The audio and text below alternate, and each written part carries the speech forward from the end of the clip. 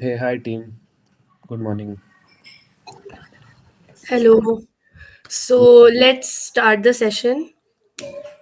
Yeah, Good morning, everyone. So, firstly, I would like to welcome you all for the app development workshop, which is conducted under Google Developer Groups for the Tech Winter Break.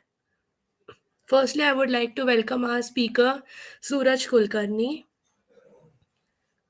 It's so good to see you, sir. And let's just start the session.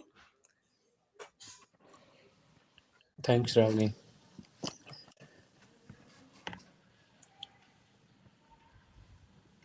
Yeah, am I clearly audible?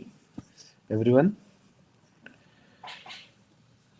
Yes, sir. Yeah. Okay. So, first of all, thank you so much for inviting me. Uh, hope we all will have a great learning session this morning. And thanks to all the audience who have joined on Sunday morning. I know it's a little bit difficult. Some of you might have skipped uh, your Sunday morning nap. Some of you might have missed your visits, but I will try to ensure that it's all worth. So, uh, so without further delay, we can get started. If I can, wait.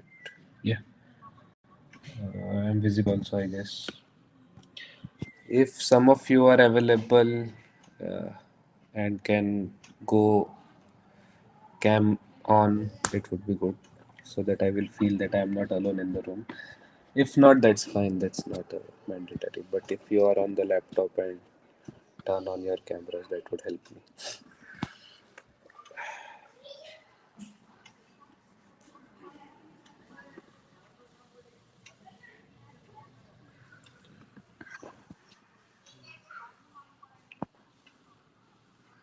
I am a little bit new to this tool.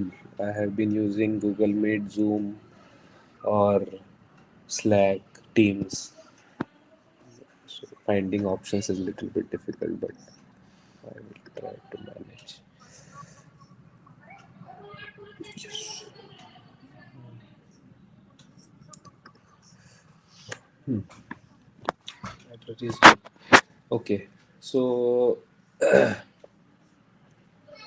agenda for today's talk would be uh, to brief you all about uh, what is Kotlin language and how it is a successor of Java. Then we will discuss how Kotlin code is compiled. Then we will have a quick discussion on mobile development, how it is different than other developments. Then how Kotlin multi-platform technology is evolving and what it is.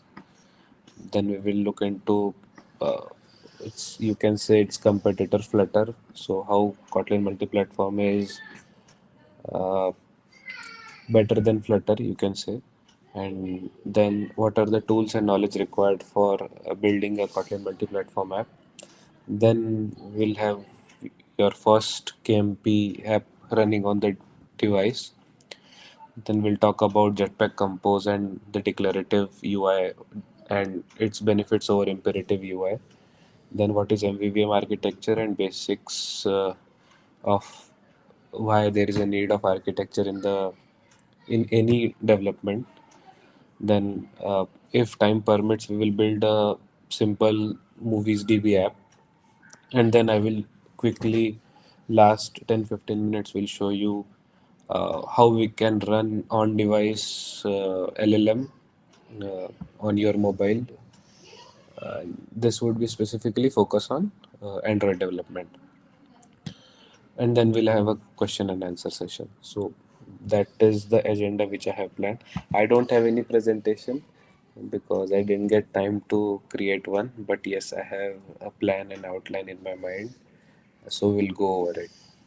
Hope nobody has any question. If you have any question, you can raise your hand and we can have a quick discussion around that question.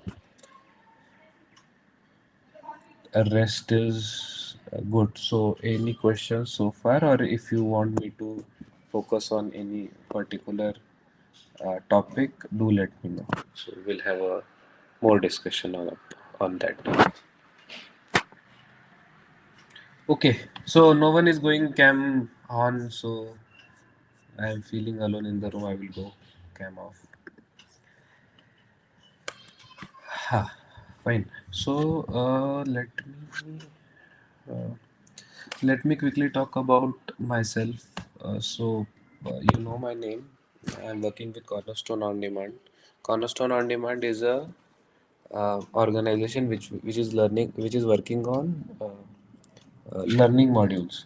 So uh, so in the organizations, the multinational companies, they need to train their employees on specific topics. So they need to skill, upskill, reskill, upgrade their employees. So when you all will join any organization, you need to undergo few trainings which are mandatory. So for those trainings are provided by my organization. And it's a product based company, so we have our own product which is used by millions of customers around the globe.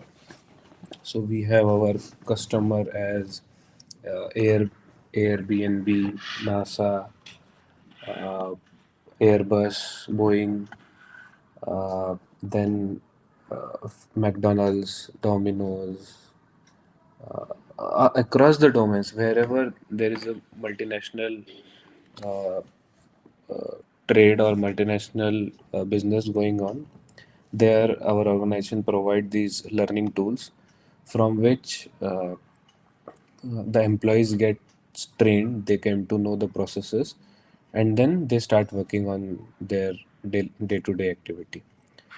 So from pilots to factory workers to mining workers, everywhere our product is used. I am working as a Android developer in the mobile team. So I have a total work experience of 8 plus years now, and from starting only I'm working with Android itself. Now now I have from last 3 4 years I have my hands on Flutter as well. So I am doing Flutter development as well as Android development both. And then now we have shifted to Kotlin multi-platform as well. So I am a bit confident with Android development, Kotlin multi-platform, and then uh, Flutter as well. So this is the a brief background of mine. If you have any specific questions, please feel free to ask. I will be available to answer. So, coming to the first point, what is Kotlin language? Kotlin language is a language which is uh, developed by JetBrains. JetBrains is a company which develops your IDs. So, if you have used Android Studio anytime in your career, then that ID is developed by JetBrains. And there are many IDs which are developed by uh, JetBrains. So Kotlin is one of the language uh, which is developed by JetBrains, and then it it runs uh, on top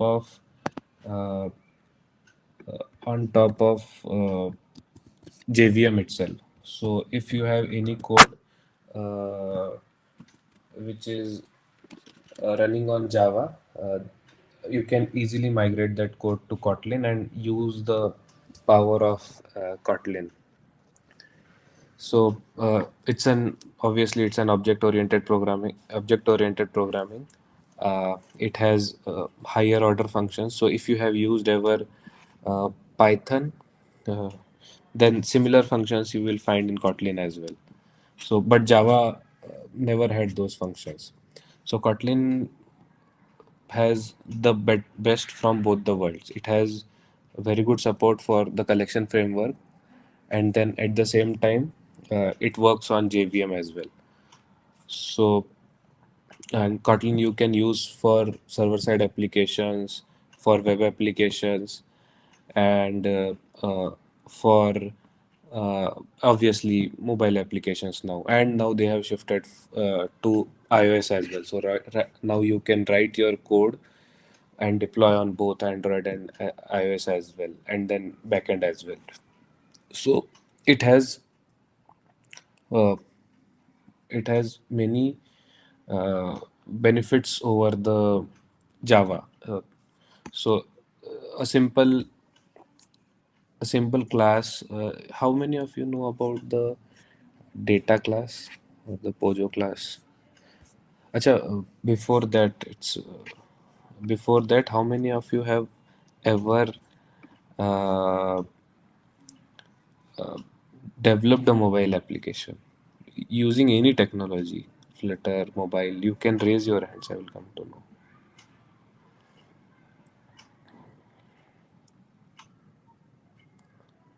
know. Hand raise is enabled. Shravani.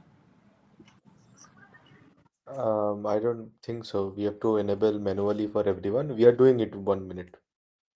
Hand raise would be needed at least. That would help to make the session interactive.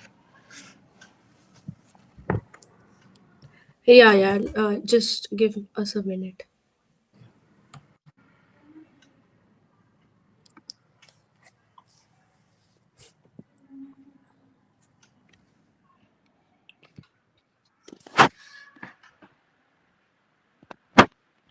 So Kotlin provides out of the box null safety.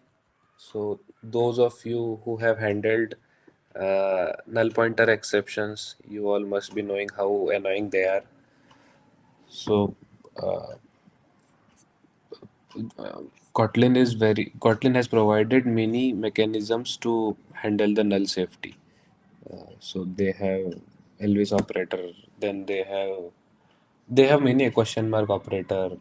There are multiple operators which help you to uh, avoid the null pointer exception specifically. Then Kotlin is concise. If you have written 100 lines of codes in Java, the same logic you can write in maybe 30-40 lines, depending upon the logic. Uh, so it is very concise. If you have to write more code in Java, whereas in the same the Kotlin code you can write uh, in less number of lines. Then null safe I have already told. Then it has a power of extensions. So what is an extension function? Uh, Extension function is simply uh, if you have any class. So suppose Java has a string class, simple, where all the string related functions they have written, and you want to add some functionality to the same class. You cannot do that because you don't own the string class. You have to write the whole string class by your own, and then you can add your own function. But Kotlin provides a functionality which is called as extension functions. So using extension functions, you can simply add your own function to the existing class, and that class doesn't necessarily belongs to you. Means you have not written that class. Somebody or the framework has written that class, and you want to add your own function to that you can do using Kotlin, but Java it wasn't possible. Then Kotlin has a power of coroutine, that is asynchronous programming. So in Java, for doing asynchronous programming, you need to handle the threads, and threads are heavier than the coroutines. So for asynchronous programming, Kotlin has something called as uh, coroutines, which helps you to delegate your work to another thread. So this power of coroutine was not there. Then the best part of Kotlin over Java is Kotlin is interportable with the Java. So if you have half code written on Java and then you are migrating to Kotlin, it's very easy. So this becomes very, very important for corporate applications, for because they have their code. Suppose there is a bank, they are running their Java code from last 20 years, and now you suddenly tell them let's migrate to Kotlin, they won't get agree. But if you tell them migrate your one class to Kotlin, they would, it would be easy to convince them, they would get agree to that. So this is the best part of Java and Kotlin is Kotlin can work on the same in the same code base where Java is running, because ultimately everything boils down to JVM. So Kotlin compiles to JVM, Kotlin compiles for the JVM, and Java also compiles for the JVM. So this is the one of the best part uh, uh, regarding uh, Kotlin, that it works with the Java, and this is very important. When you will go into any organization, you will come to know nobody is prepared for us any sudden change, because they do not want to break their existing app. If it is running, let it run. They don't get agreed to any change, because ultimately it impacts the business. So nobody wants to impact their business, so they want to do small changes. So to do those small changes, your code must work along with the new technology. So somebody is introducing Kotlin, they, if you tell them move your whole code to Kotlin, like yesterday it was running on Java and today it start running on Kotlin, they won't get agree. So uh, uh, small classes, class by class, or a little bit of code you migrate to Kotlin, they would get easily agree to that. This is very important point. Then there is something called as uh, default arguments or named arguments. So suppose there is a function which you have used throughout your code. Uh, Suppose there is a function which which returns you uh, addition of two number, the simplest function which you can write. And this addition of two numbers, this function takes two parameters as the input and produces one parameter as the output. So this function is used all over your app, all over your code base. So suppose there are 100 occurrences of this function, 100 times you use this function, and uh, now you want to add one more parameter. So add these two numbers and multiply it with another number. This functionality you need. So if it would have been Java, you would have to change 100 places. Wherever this function is called, you need to uh, update all those places. But if you have Kotlin as your programming language, there is a functionality called as default arguments. So when you write that default argument, so at one place where you need this functionality, at that point, at that location only, you would need to change that function, and rest all will work as it is. So simply the default value of that third number will be 1. So addition of two numbers multiplied by 1 would be, the output would be the same. But if you want to pass that parameter from one particular location, you can pass that parameter and it would get multiplied by whatever number you have passed.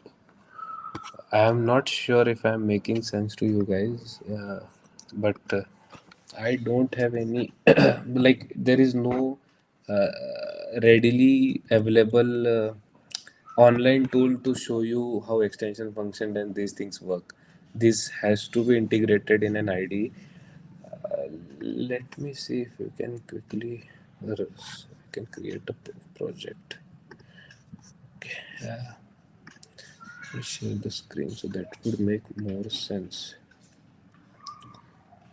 Allow to share.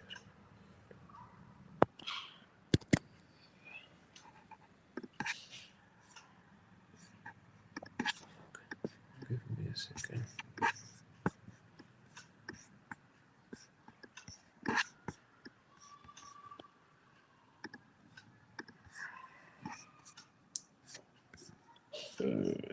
screen share.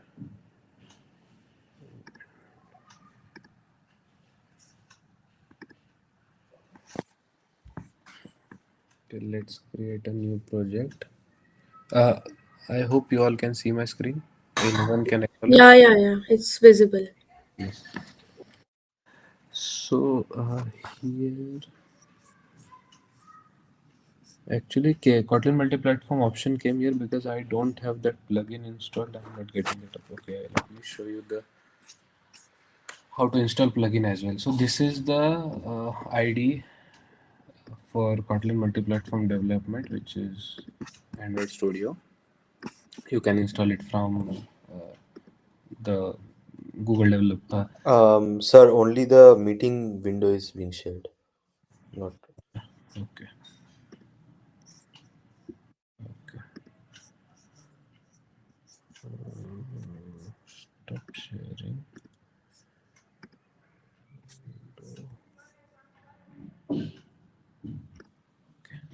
Now, Yes, now works. yeah. But I don't think you will be able to see the pop-up. Are you able to see this pop-up? There is a settings pop-up opened up.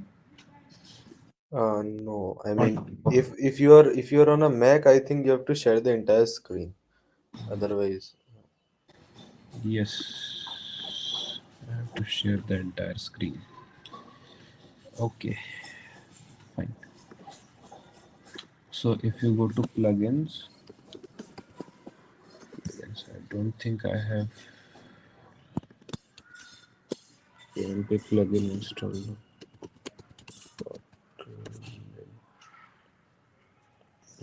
This plugin I need to install.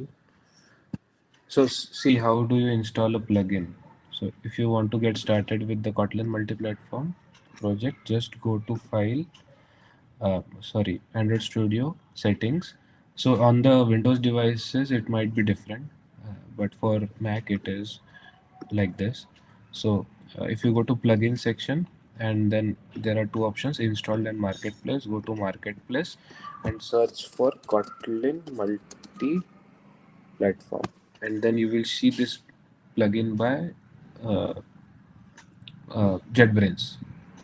So there are others also, but don't install them. These are developed by some open source contributors. Go for JetBrains one, and once you install, you will see the restart IDE option. So I'll just click restart IDE, restart, exit, terminate.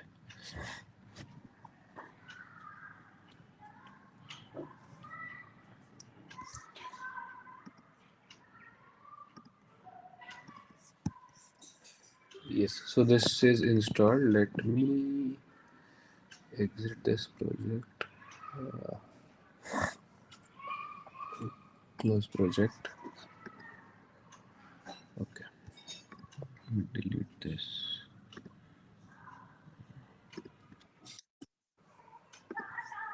Okay, let's create a new project. Okay, so here you can see Kotlin multi-platform app. So to see this option, you need to have the plugin first. So whenever you will install the Android Studio, create a dummy app, and because from here I don't think you can add the plugins. Okay, you can add. Okay, fine. You don't need to. So as soon as you open the Android Studio, go to this plugin section, and then in the marketplace, search for Kotlin multi-platform. Uh, who is doing hands-on with me? Can you raise your hands? Soham,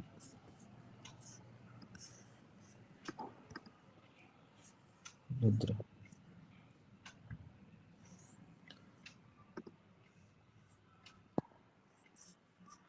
Okay, so those who are doing hands-on, they can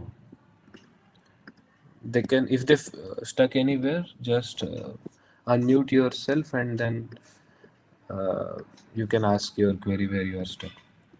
So just install this Kotlin multi-platform plugin.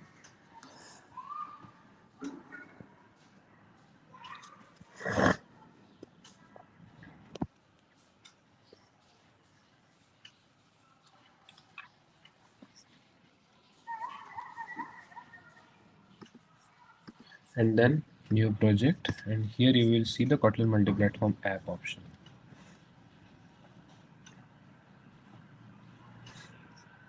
Click on next.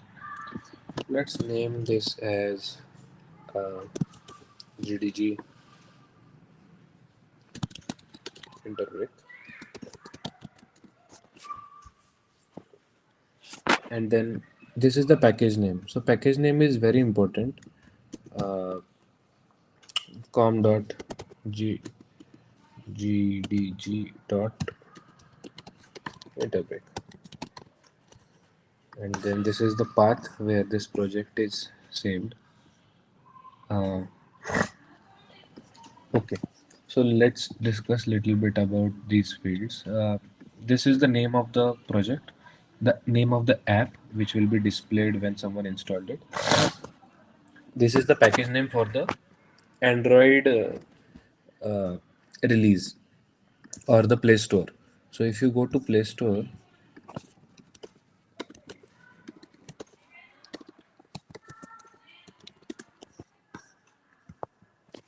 and open any app, Ludokin, you will see the package name com.ludo.king.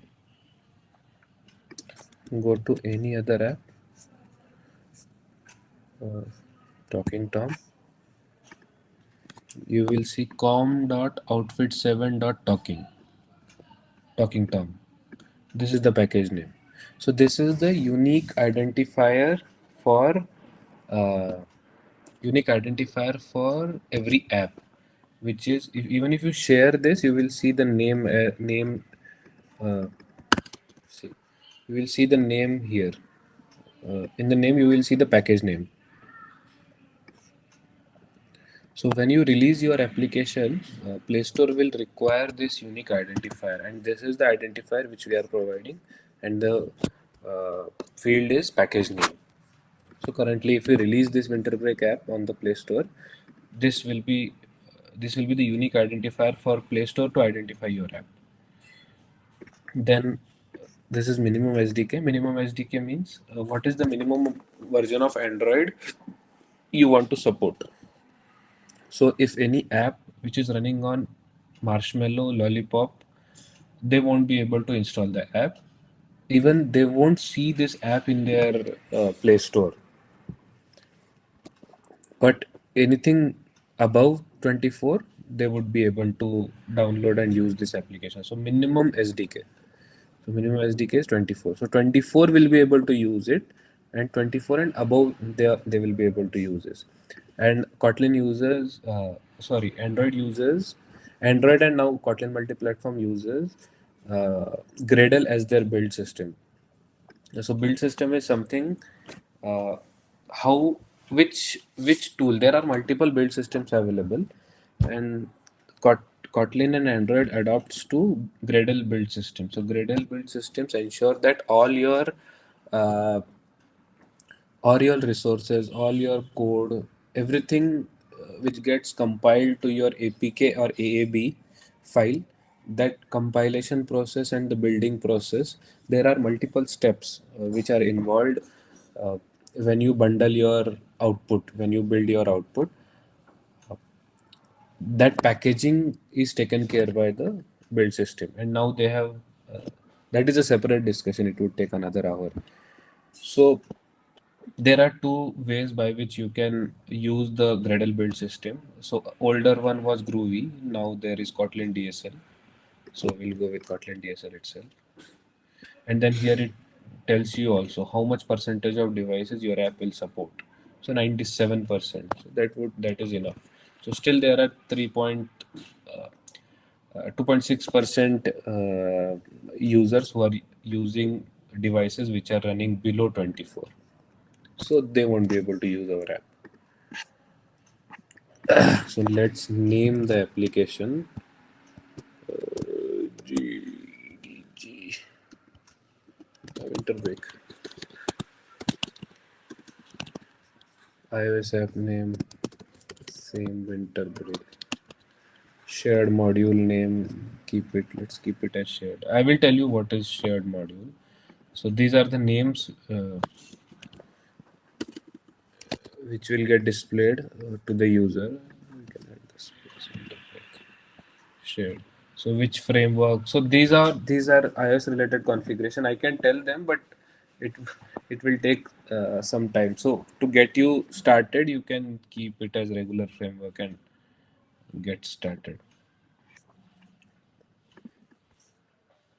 So this is how your ID uh, should look like. Now this Gradle is building. So I was talking about extension functions. Let me quickly show you extension. Let it get complete, because if this won't get complete, we won't be able to run our app. Any questions so far? I can't see the chat.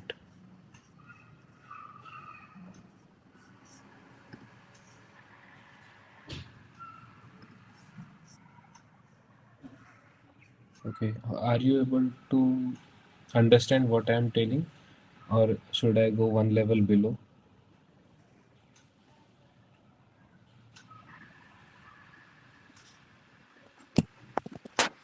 Okay.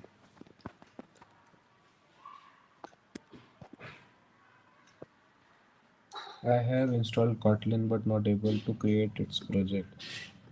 Anjali, do you have uh, Android Studio installed?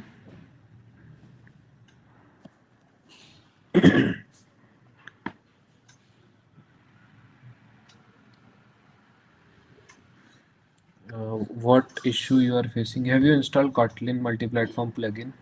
You can unmute to type.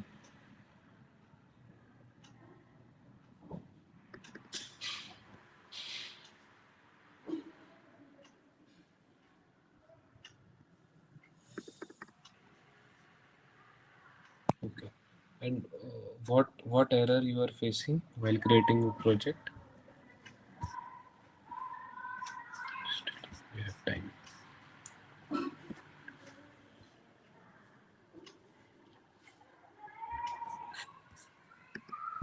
You guys can unmute and tell if you have any questions instead of typing. Yeah. Yes.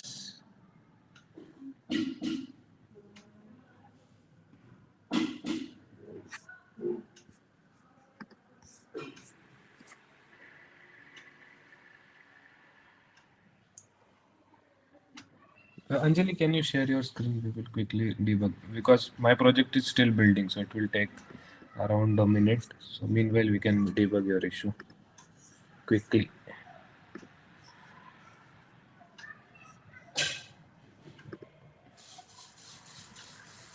Mm. Aditya Shravani, if you can make presenter Anjali. Yeah, it's already there. Anjali, if you can unmute yourself.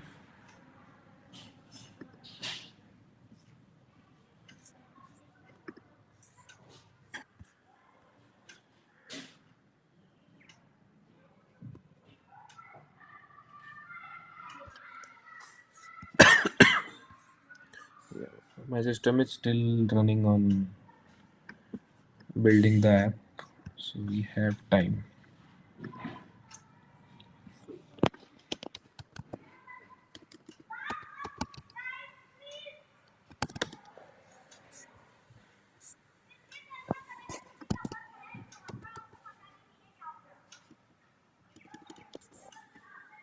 She left.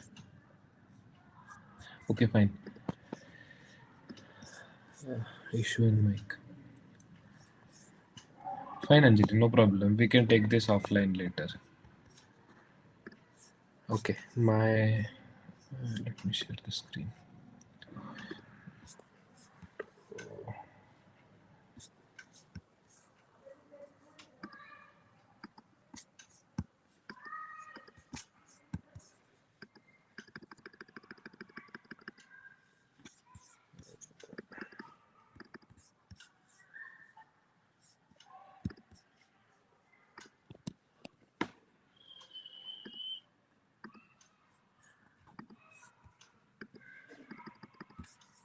My screen sharing option got disabled.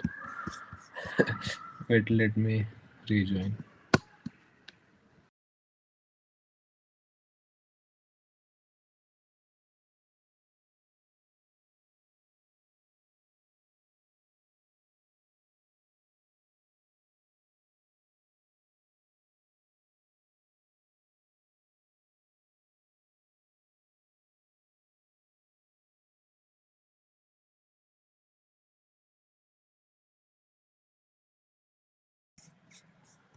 Okay.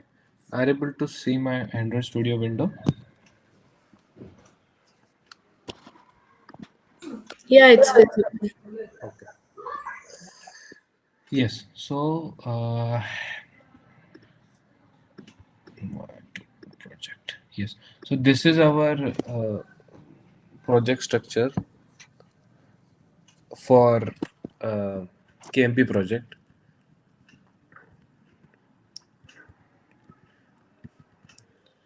Let me walk you through this project structure first.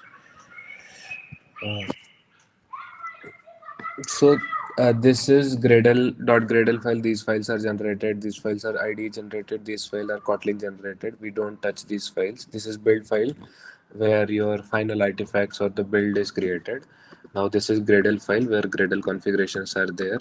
Uh, Here you mention all your third-party dependencies uh, which are required by the project, and then you mention their version numbers here and the dependency here. So these are the plugins and these are the uh, libraries, and these are their versions. So this toml file is there. We use these files to define our dependencies. Then coming, this is the main folder where we need to focus. So this is main Gradle file, which where you can mention your build dependencies. So this is this. Let's go. So these are the plugins which we have applied. One is Kotlin Android library, then Kotlin multi-platform. Here we are defining for which Android target we are building this project. So we are using JVM target 1.8, and then this all I have not written. This is when you create a project, this will get created automatically. So I'm just defining, explaining what all these points are, and most of the time, 90% you don't need to change anything from here until and unless you want to add any library here. If you want to add any library into this project, then only you need to come here and add the dependencies here, common dependencies and common test dependencies. Only these sections you need to change. Rest all your code stays as it is. Even if you go for the production build, this code stays the same. Just for the sake of information, I am letting you know. So these are the frameworks. So iOS also have ARM processors, x64 processors, and simulators. So for all the three types of processors, we are developing this app. So these three are included. Then this is where you only need to change. So if there is a third party library which you want to include, you can add those dependencies here. Like this test dependency is already added, and if you go for, if you check this libs.kotlin.test, you will see in the toml file under libraries kotlin hyphen test. So this dependency is included with Kotlin means this version. So org.jetbrains.kotlin Kotlin test, this dependency is included with 2.0.0 version. It's 2.0.0 version. These hyphen get converted to dots when you include this dependency. So libs means this library, then this Kotlin means this first Kotlin word, this dash means this dot, and this, sorry, this test means this test. So whenever you will include any dependency here, you need to define, you need to add that dependency in here as well for the common part. What is common part, I will tell you. And this is Android specific block. So the minimum SDK which we set 24 is written over here while creating the project, if you remember. And this compile SDK, this is a long discussion, I will not go into it. And this is the same package name, com.gdg.winterbreak. Okay. This is about build.gradle file and dependencies. Now you can see there are three folders under SRC. SRC means source. So there are three folders, three packages under this. One is Android main, one is common main, one is iOS main. Everything we write for Kotlin multi-platform will go into common main. So this is the common code. This is common code. Yeah, this is also common code. But if you want to have something which is very specific uh, to Android or iOS, or which is not available in Kotlin multi-platform as of now. Suppose you want to have you want to get the battery percentage, how much battery is charged. Now Kotlin has a different way to tell you, or Kotlin has a different API to let you know which battery, what is the battery percentage currently, or if you want to take the uh, Android version, or if you want to have iOS version and iOS version, sorry. So uh, Kotlin multi-platform doesn't know which Android device it is going to run. So these are platform specific code which you need to write on platform side. So basically uh, there are three packages here. One is Android package, common package, and iOS package. You write your iOS specific code here. You write your Android specific code here, which you can write in which where you can use the Android specific functions, and uh, the common code which is common for both the platforms. That common code will go here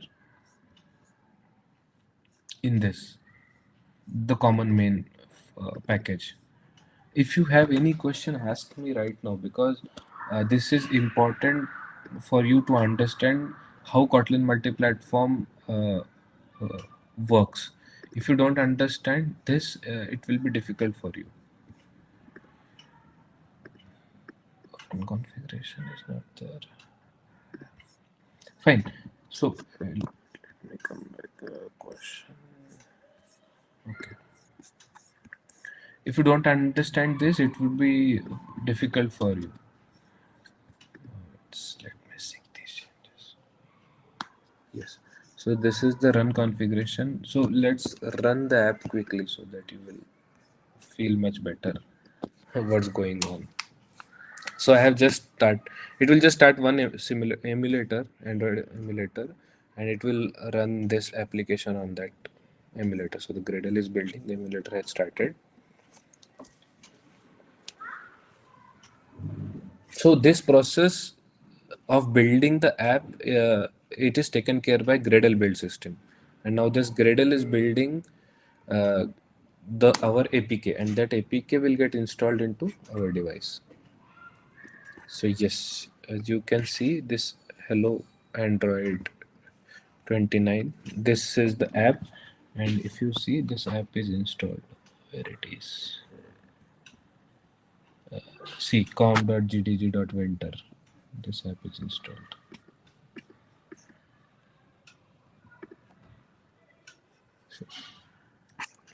And if we go for any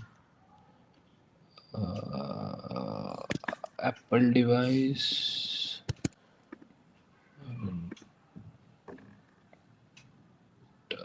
configuration is not there. Wait.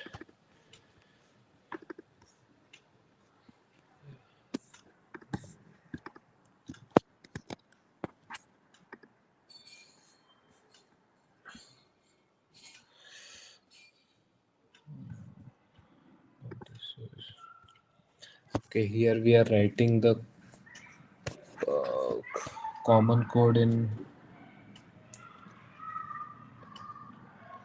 Kotlin multi-platform and UI in uh, Android itself.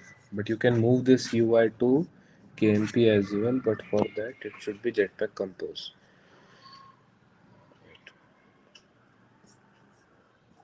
Is there option to create a Jetpack Compose? This is library. This is app. Wait, let's not waste time, because ultimately this code will also work in Kotlin multi-platform as well, that you can learn separately. Yeah. So I was talking about extension function. So let me give you a simple example. Suppose there is a sorry string class. Suggestions are not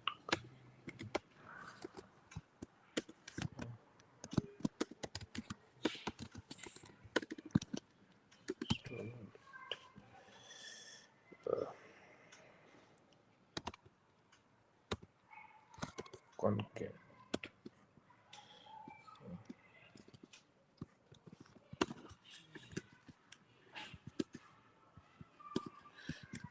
And here if I provide any string, suppose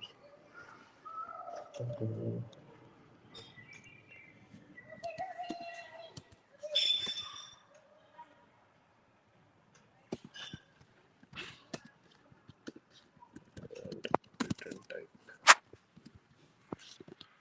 return this string. Yeah. So this is an extension function. So if you use any string anywhere in your project, suppose test dot concat and hello. So this will print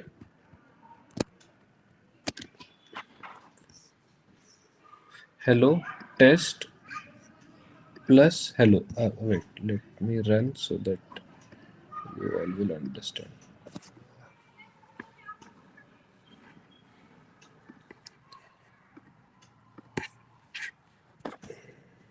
Take this out.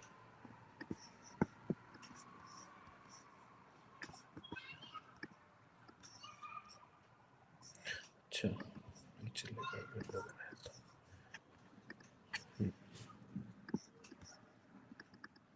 So hello test and hello. This is how it is written. Why?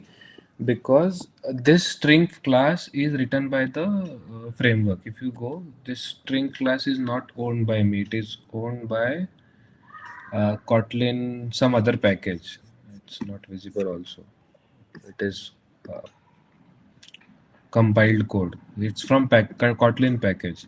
So this string class is not owned by me, but still I am able to use this concat function. Or let's name it to join for GDG. So I will be able to, so if you see this is a string, it means this particular object is from the string class test. And then I am able to write this function, I am able to call this function as if it is a part of the string class. Why? Because I can write this extension function. And I have written this extension function on top of this string class. So if you take any class, you will be able to write the extension function on it. Suppose there is a list class, one list dot add element.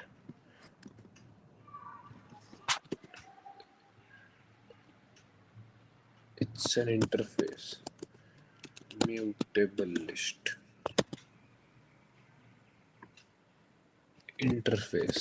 Interface you cannot create because interface doesn't have.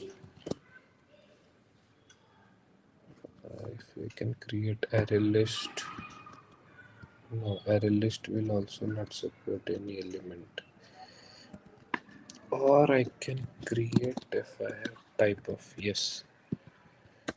So suppose there is a array list and I want to add an element to it, and we all know we already have add function to it. But if I want to add an element and do some other operation, I can just write this. This means this array list.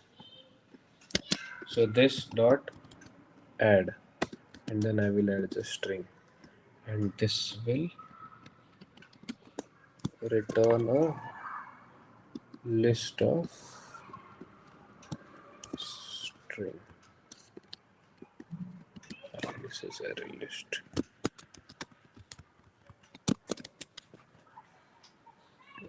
Acha, add function doesn't have a return type.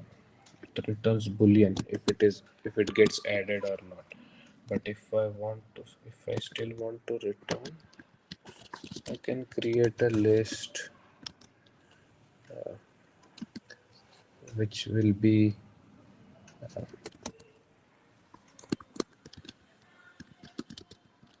this dot add string and return this. So this, if I have if I have a list, suppose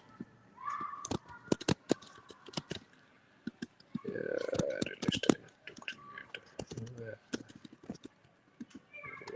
list to array list of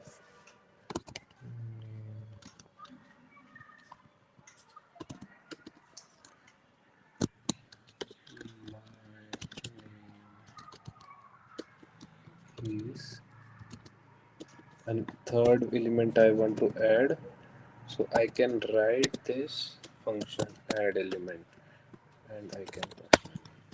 So this will return me the list, updated list, and if you want to see the result, we need to run the app.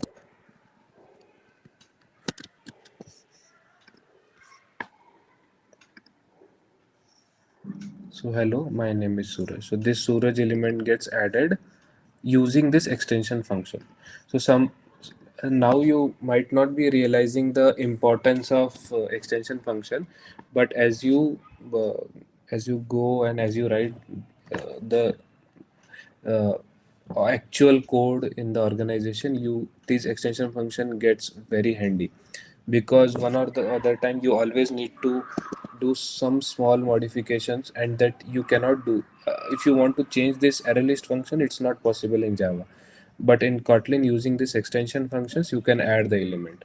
You can write any function inside this class. So if you see, I have created this list, and this list function, if you see, if I comment out this add element function will get removed, because list type of array list type of object doesn't have any function called as add element, but I have written the extension function so that this array list class get extended to have this function.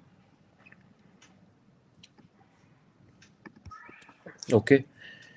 uh, so this is about mm, like how what power Kotlin multi-platform gives you uh, on top of Java. Questions? Uh,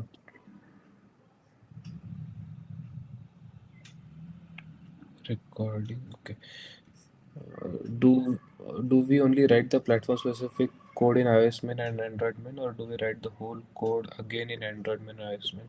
We only write the platform specific code. So let me show you. They already have given. So if you see here, there is a platform.kt file. It is in the common main, and if you see, there is a platform.android.kt, and then there is a platform.ios.kt file. So it is like an interface. You define what function you want to call, and the implementation of this function is written on both the sides. So get platform function is written in platform.kt, and its implementation is available in both the files, iOS main and Android main. And here, if you see, this Android platform, class is created, and it is the returning the build version of Android. And in the same, if you go in the iOS you get your uh, platform using this type of code, this line of code. So this UI device dot current device dot system name, these are iOS functions. These are not available in Android. And if you go here, Android OS dot build dot version dot SDK int, this is very Android specific code. This code will not run in uh, iOS device. So getting platform version is very specific to iOS and Android. And if this code runs on desktop, desktop will have its another implementation. So these APIs are not available on other platforms. So this value should always come using the Android code. So we have written something called as get platform, but its definition is not there. If you see, there is no curly braces, and we don't know how this platform is returned. But if you see its implementation, it is available in both the functions. It's iOS platform, you get something like this, and Android platform, you get something like this.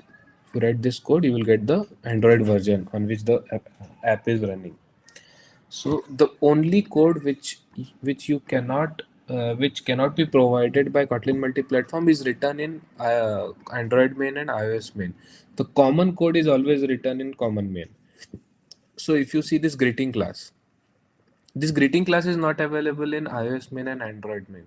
This is only available in Kotlin main because there is nothing specific to platform here. This is very common. Just to return the so I have changed it. It was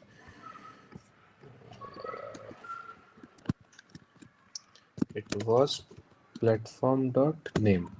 So this platform object is created of the platform and the name we are getting for the platform.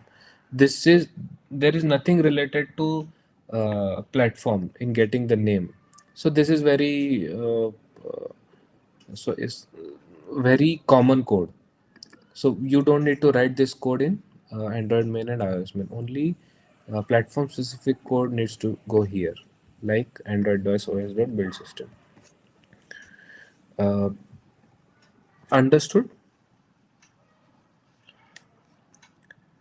Sir, how are you able to run the app? Uh, aren't you able to run the app? So man, that option is disabled. It's not showing. Have you synced your app? You need to Sorry. Have you synced the Gradle? You need to sync the Gradle. So let me show you. Have you clicked this button? It's showing failed every time I'm trying it What up. error are you getting? Just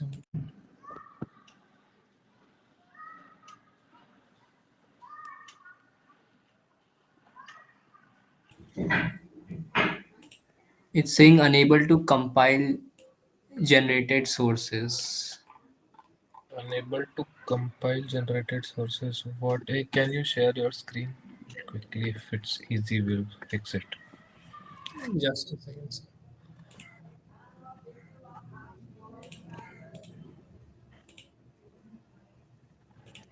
See this part, sir. Unable to complete generated sources. Scroll up. Up. Unable to compile generated sources. Method is already defined. Method get GTW break is already defined in class. Or get GTG winter break is already defined in class. Runtime exception. And since start itself, you are not able to sync. Yes, it's happening from the start. Start itself. Something is missing, but we should be able to fix this. Method already defined how. Can you just copy this method, get GDG winter break, where it is from, where it is getting? I don't know.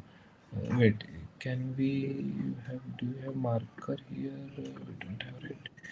Marker is not there. Fine. Show your studio. Hmm. Here, get GDG winter break. Copy this function from Copy the one. no here only. No. In the studio itself, in the build window, sync window. Here you can see there is a function. No, go up, go up. See, there is a function GDG winter break, line number 20, and file root project. Uh, where your cursor is, yes, just below it. Become the greatest scientists ever. This. Yes, just copy this function. Method, yes. Copy. Hmm. Con- uh, Control Shift F. Control Shift. F. Global search. Control Shift F. Control Shift F. F F F. Fish.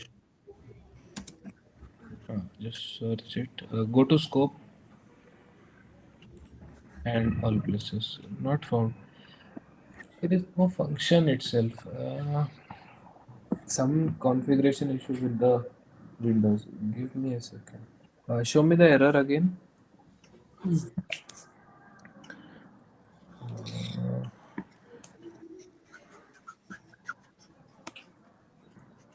Uh, Method.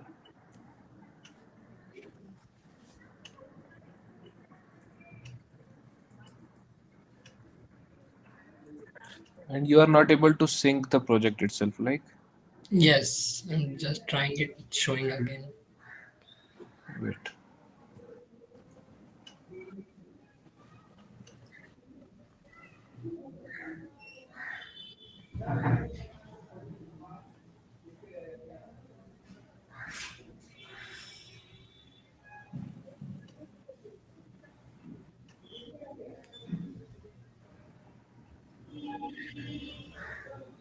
Go to the double shift. Click on double shift. Double Shift. Uh, Search for settings.gradle.kts. Settings, first file. Uh, there you will find root project.name.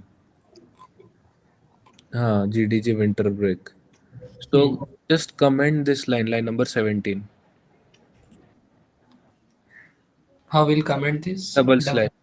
Yes. And now try to sync once.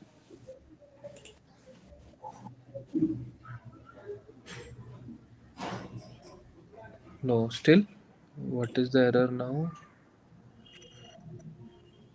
No, have you tried syncing? Yes, yes. Uh, okay. Error changed or it's same? Already defined same error. It's the same error.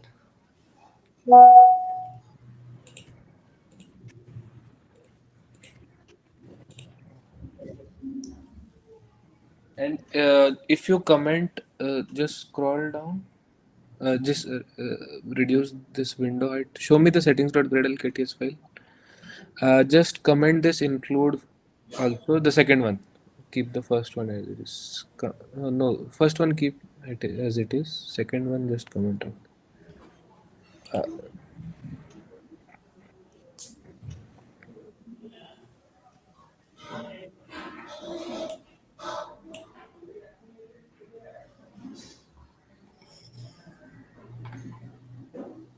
Have you given different names for uh, Android and iOS project or the same while creating the project? I guess it was same or different. I don't know. Yeah. Let's see if this fixes the problem.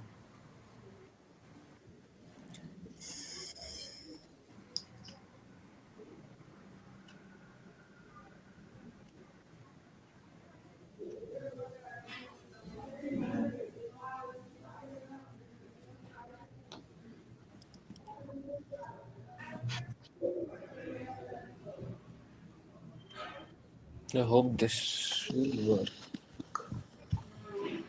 Okay, let's take the next question. Uh, Rudra saying, sir, it's showing error in val list. Rudra, can you share your screen? Aditya, you can stop.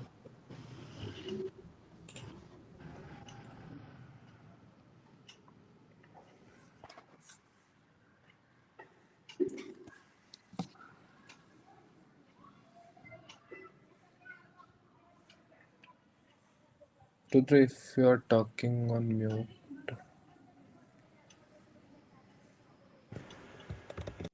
Sir, is the screen visible? Yes. Sir, it's showing a kind of this error. Uh, Unresolved. Unresolved reference. Shouldn't be a problem where you're writing this in the common main array list of. Are you getting suggestion while writing this? No, sir. There was not any suggestion. Uh, just type to write. Just try to write again. Remove this line and type it again. Okay. Just wait a second. Yes. Well, let's see. You're getting.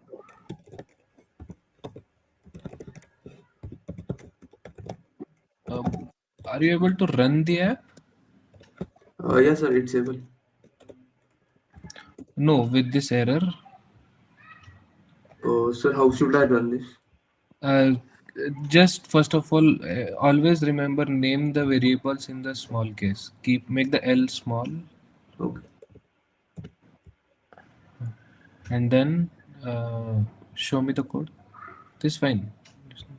List dot add element you're getting is as, and if you run the app, are you getting any error? But sir, there's nothing output.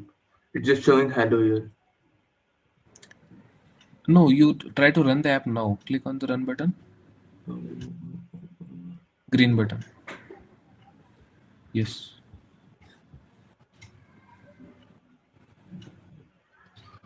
Okay, unresolved reference where a list of. But is there any import which got added? Give me a second. Greeting add industry equal to no import is added. Shouldn't be a problem. Just try to restart your ID. Go to file. Go to file. Sir, which file? It's hidden, I guess, on the left side, top left. This hamburger icon, the left side. Yes. Click on it. Go to invalidate cache. Repair ID below repair ID. Below. Yes, below that. Repair ID. Below that, invalidate Okay, cache. invalid cache. Click. And tick all the three options. And just invalidate and restart. Terminate it. Should I terminate this, sir? Yes, should work. Aditya, your problem got solved, right?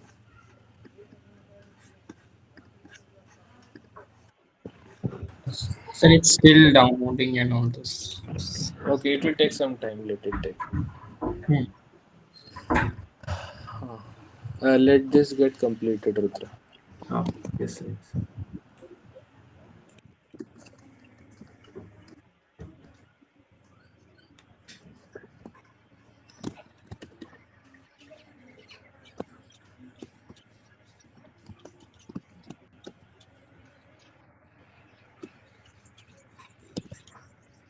And in the add element function, this shouldn't be colon. This should be equal to sign.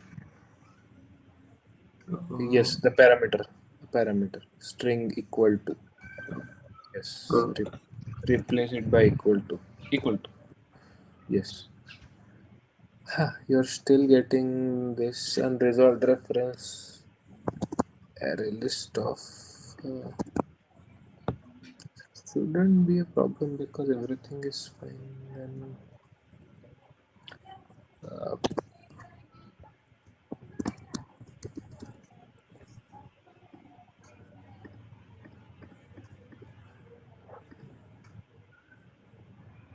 wait.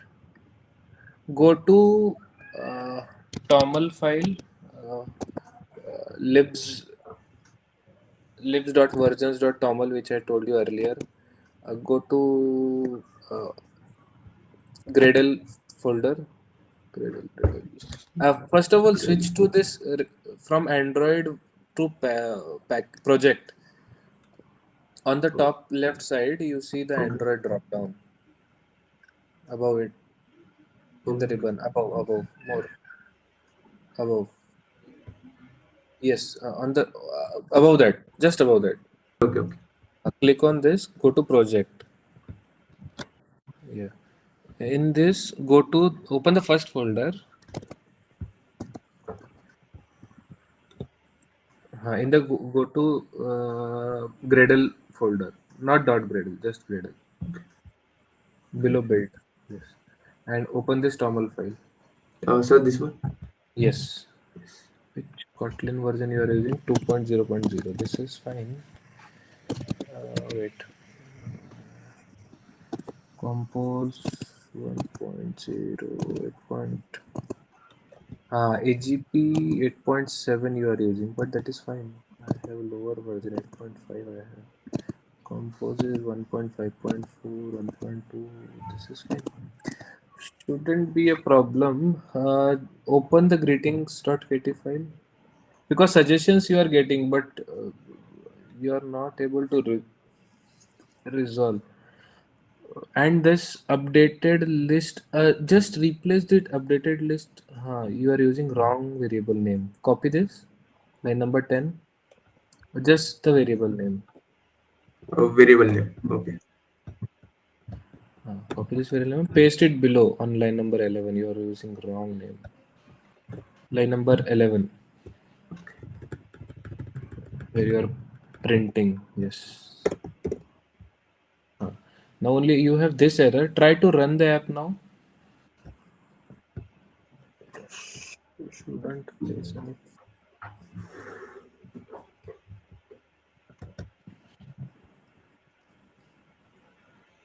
unresolved reference. This is strange error. Uh, Aditya, your problem is solved.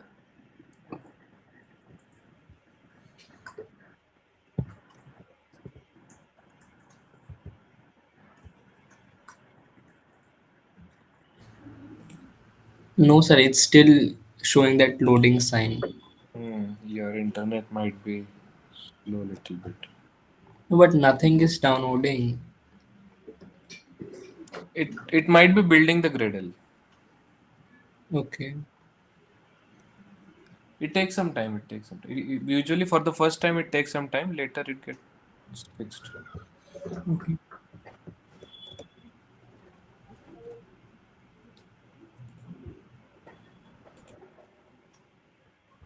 Sir, do it require any function for array list of? No. Array stuff is an inbuilt function. You should be able to resolve it. You have some inbuilt issue. Anyways, we will take that offline because that function Okay. is necessary. Your app is running, right? Just Yes, the sir. array list function it not resolving will solve Okay. it separately. Not Okay. waste much time on this. Um, you can stop sharing screen. Yes.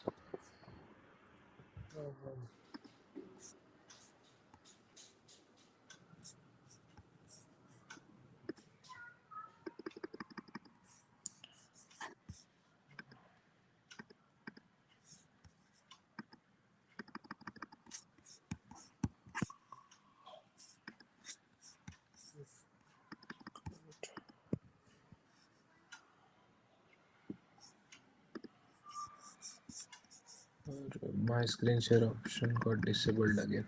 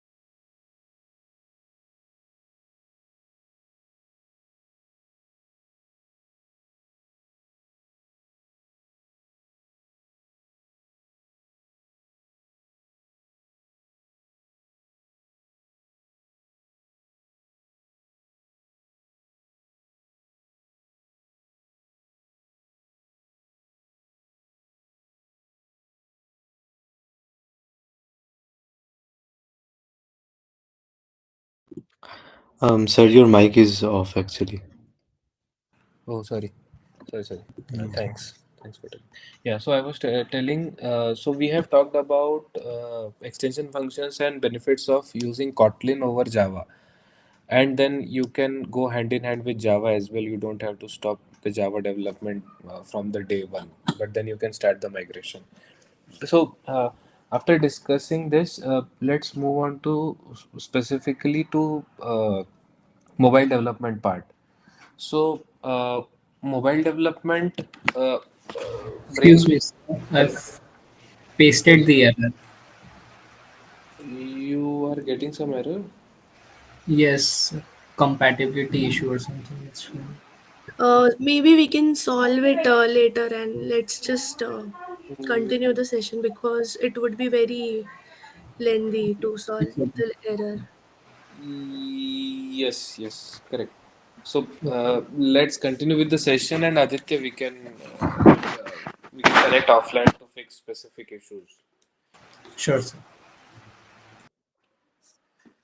Uh, yeah. So I was talking about Kotlin multi-platform. Like mobile development brings very specific challenges over web development or backend development. So when you develop any mobile application, there are few things which you needs to take care. One is a user can go offline anytime. So usually when you do web development or develop website, or even if you write any backend code on server, you are 100% sure that user is connected to internet. Therefore, the website is loaded, and therefore uh, uh, your backend code is running because your server is connected to the internet. But mobile, it's not always the same. For mobile, user can go offline anytime, network can disconnect, and still your app shouldn't crash, or app should work smoothly, or at least app should show app should notify user that you are offline. One challenge is this. Another challenge is mobile is very resource constrained. You don't have unlimited memory or unlimited uh, power to run your code. So you need to be very thoughtful while writing any Android specific code, uh, because in on the web, uh, it usually they run on desktop, and desktops are having comparatively better CPU power than the mobile. So mobile have very limited CPU, very limited RAM, that is memory, very limited hard disk space. So you need to be very thoughtful while writing your code, that it is not consuming more than required CPU, or more than required memory on the RAM. Very when you whenever your app starts, the operating system assigns a sandbox to you, and then within that sandbox only your app should run. If it exceeds it, the app will throw out of memory exception, and the app will just crash, and it would be a bad uh, user experience. So first thing is mobile is very resource constrained. You need to write your code in an optimized way, that it shouldn't consume much resources from the user's device. Second thing is uh, user is never connected to user can go offline anytime, so your app should function smoothly. The third thing which comes under resources is battery. So on desktop or on server, your devices or your hardware is plugged into the power supply. So there you have unlimited power supply.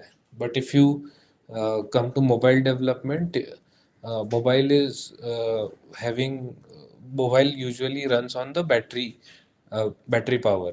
So there also you need to take care that if uh, battery is low, device's battery is low, then you need to shut down your unnecessary processes, because uh, otherwise if you yourself don't shut down, the system will shut down those processes, and then again your app might behave uh, unexpectedly. App might show the unexpected behavior. So this is one of the important point.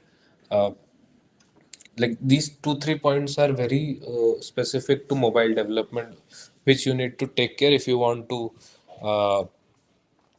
to become a mobile developer. And this applies to all. This applies to Windows phones, this applies to Android phones, and this applies to Apple mobiles as well. So then uh, coming next to what frameworks are available for mobile developers, there is not a big list the way we have in web development. Mobile frameworks are very limited. So you have Android development, native Android development, native iOS development. Coming on to cross-platform, you have Kotlin multi-platform, then you have Flutter, then you have Xamarin, then you have React Native, and there are a couple of more which are now I guess nobody is using, or very, if there is some legacy code already running, only those people are using. But which are actively being developed is Flutter, Kotlin multi-platform, React Native, uh, and native Android and native iOS development. So these 4 5 frameworks are there which are used to develop mobile apps. Then Android development is done using Kotlin Java. iOS development is done using C Sharp Swift. Flutter development is done using Dart. Uh, then Java, this React Native development is done using JavaScript, and Xamarin development is done using .NET. So these are the languages, and the first ones were the frameworks. So Flutter is a framework, Kotlin multi-platform is the framework, and the languages which are used that I told second. So this is brief about the mobile development. Then coming on to Kotlin multi-platform specifically, there are couple of ways by which you can develop your Kotlin multi-platform app. One is you can keep your business logic common and develop your UI natively. So you have your Android UI written in XML or Jetpack Compose. You can have your iOS code written in uh, Swift or C Sharp, and then you can have your business logic, which is common for both. So, what you want to display is common, and how you want to display is very platform specific. This is one way of using Kotlin multi-platform technology. Another way is you have all your code common. So there you need to use Jetpack Compose. Jetpack Compose is nothing but a declarative uh, way of writing the UI code. So where you define your UI, how it is going to write. So in couple of minutes, I will show you how Jetpack Compose code is written, so you will better understand that. So it is nothing but uh, a way of writing the uh, code and way of writing the UI. So Jetpack Compose, if you use Jetpack Compose, that Jetpack Compose UI can be shown on iOS as well as Android and desktop as well. So there you don't need to write the UI and business logic separately. The whole code is written on the one side, that is in the Kotlin multi-platform. Exactly the same way Flutter works. Internal working is different, but behavior is same. So the way you write your code once in the Flutter and deploy it on all the platforms, similarly in the Kotlin multi-platform, you write your code. Compose multi-platform, it is actually called. It's not called Kotlin multi-platform. It's Compose multi-platform. So when you use Compose multi-platform, you just write your code once, UI, business logic, everything, and just deploy it on iOS, Android, desktop, Linux, anywhere. Only drawback which currently Compose multi-platform have over Flutter is it is not well adopted. It is not stable also. So Kotlin multi-platform is stable, but Compose multi-platform is not stable. That's why that is the only advantage Flutter is having over Kotlin multi-platform. Compose multi-platform. Sorry, these two names are very confusing. I also get confused many times while talking. So Compose multi-platform means sharing your UI as well as business logic. Kotlin multi-platform means sharing only the business logic. UI you write separately on uh, your native site.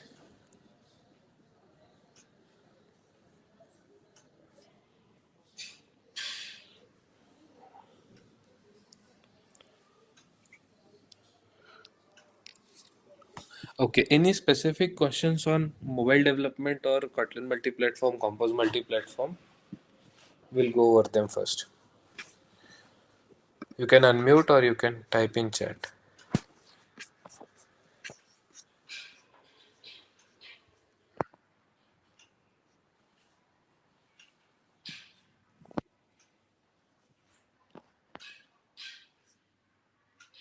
No? Okay. Uh, Fine. So, what are the uh, tools or knowledge required for the for to run the Kotlin multi-platform? First of all, to run the Android application, you don't need the Mac device. You just need Android Studio and with maybe 8 GB of RAM. 8 GB is not sufficient, but it will take some time to build the Gradle, but the application will run. So if you have Android Studio and a decent laptop with 8 GB of RAM, your app will run on the emulator, and that's the only tool you need to run your Android application. That's it. And if you want to run iOS as well, then you need to have the Mac machine, because iOS simulators uh, doesn't support on Windows machine. So to run the simulator, you need to have the Mac machine, and if you have the Mac machine, you can run your app both on iOS as well as on Android. You need to have the basic understanding of Android, iOS native development, and then the knowledge of Kotlin language.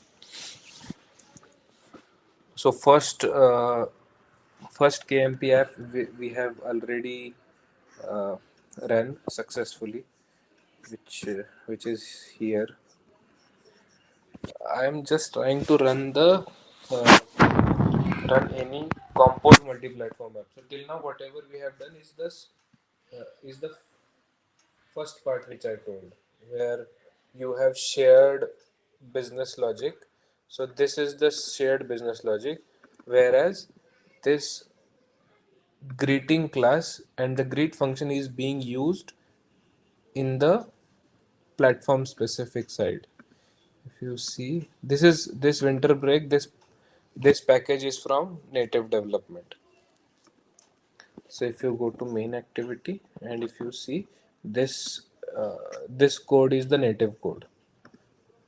This is in Jetpack Compose, but this is native. And if you similarly, if you see in the iOS side as well,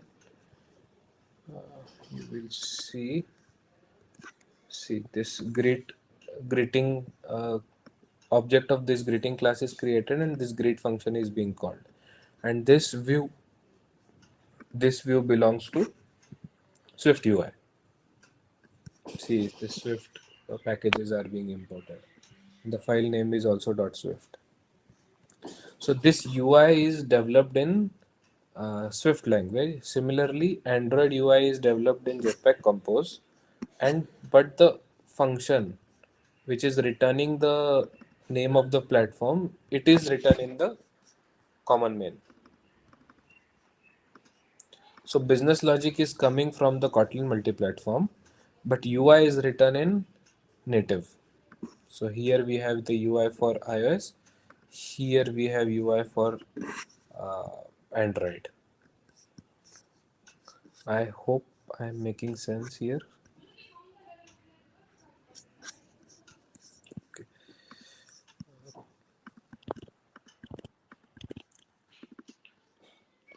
So let's go for.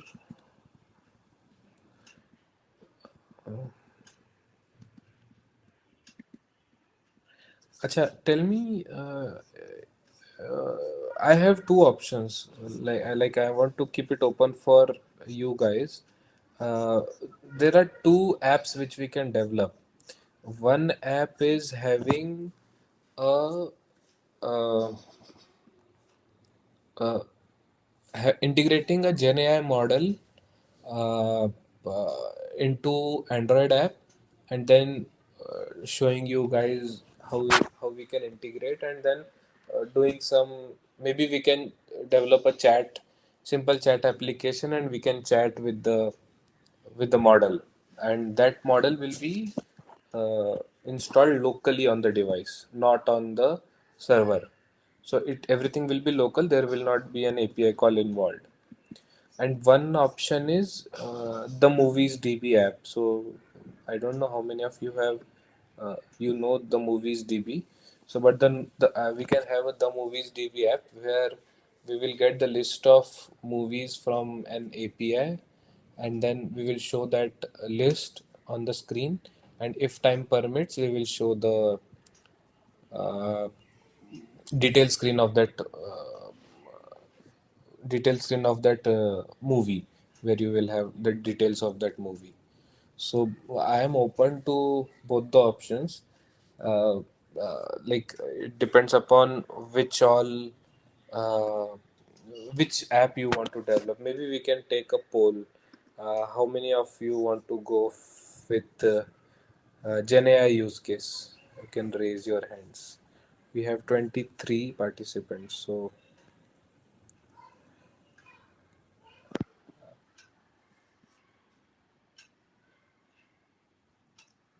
three, four. Let's see.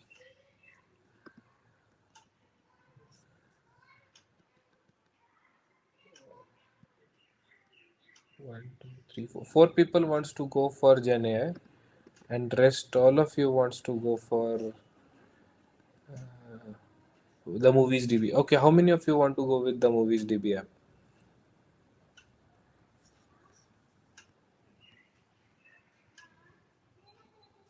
The remaining people are not raising hand. I guess they want to go home.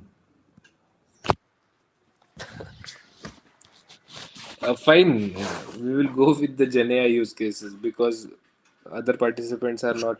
Maybe Aditya Shravani, you can help me. Let's go with the basic first because like everyone is new here with the Kotlin. So let's go with the basic one.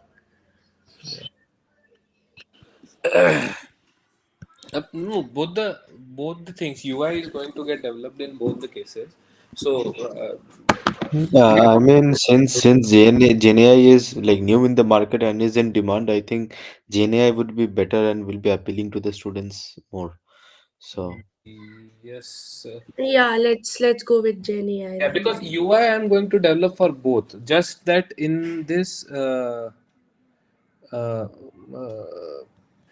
maybe for Movies DB we can have list screen and detail screen, whereas in Gen AI case we will going to have a chat window. That is the only difference which we have. But UI is going to get developed in both the cases. Let's go with the Gen AI use case. It's little bit exciting as well, and you will feel the whatever is going into the market, we are staying relevant to it. Let me create a simple Android application. We will not go with the Kotlin multi-platform because let's understand the basics first. Unnecessary if I go into Kotlin multi-platform stuff, it will complicate the things further. Maybe in next couple of sessions, if we have, we can understand more. GDG Gen AI. We'll name this project as GDG Gen AI. We'll go with Groovy. Groovy is better. It's fast. Gen AI. Yes. So this project will get created. So I will just load the model, uh, and we will just quickly create the UI.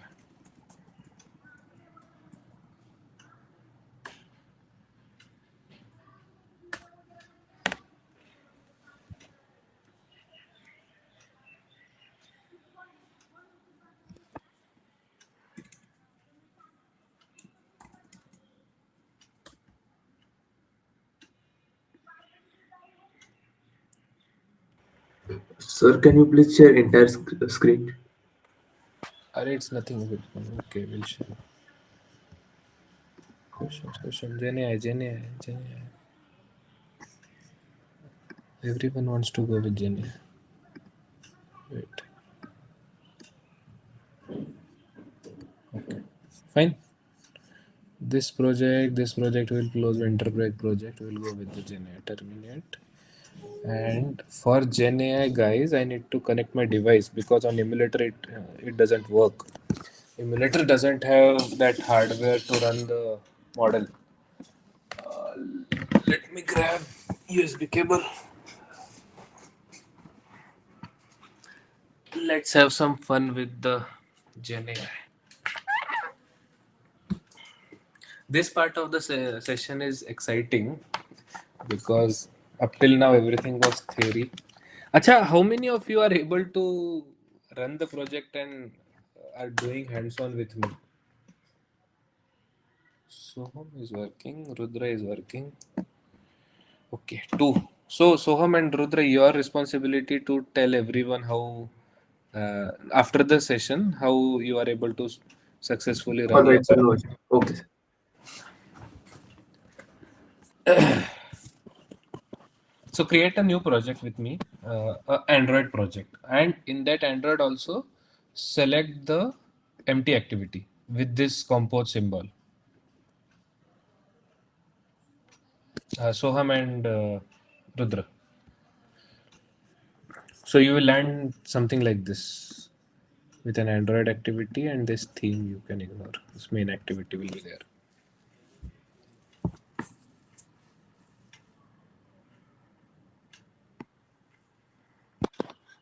Let's run this in my device. Wait, let me see if let me just pair my actual device because as I told earlier, this won't run on the uh, simulator. You guys also connect your device, the actual Android device which you have. Let me connect it wirelessly.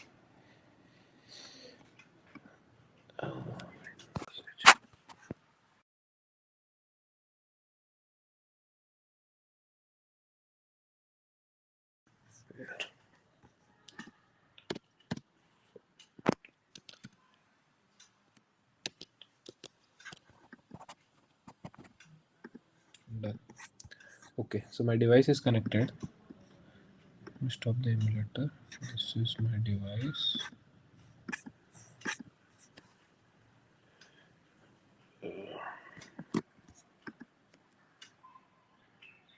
Let me run the app.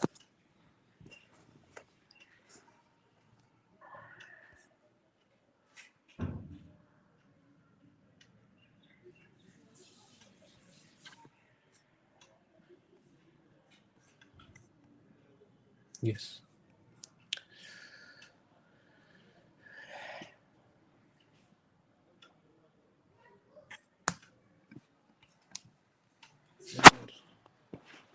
Requires library application that depends on compile against version 35.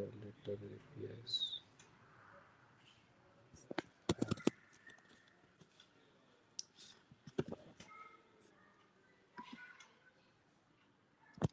35 to 35.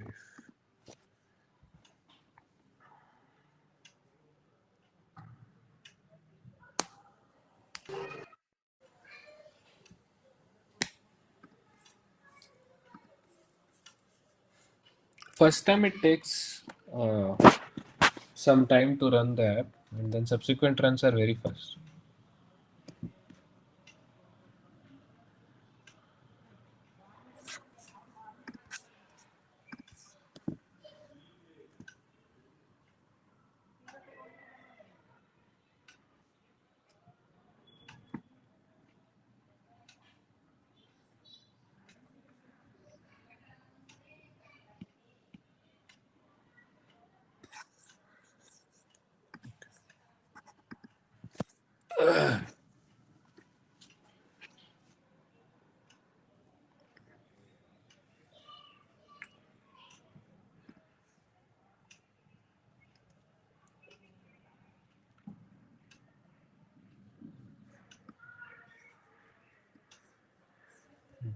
So we have our app running, which says hello Android.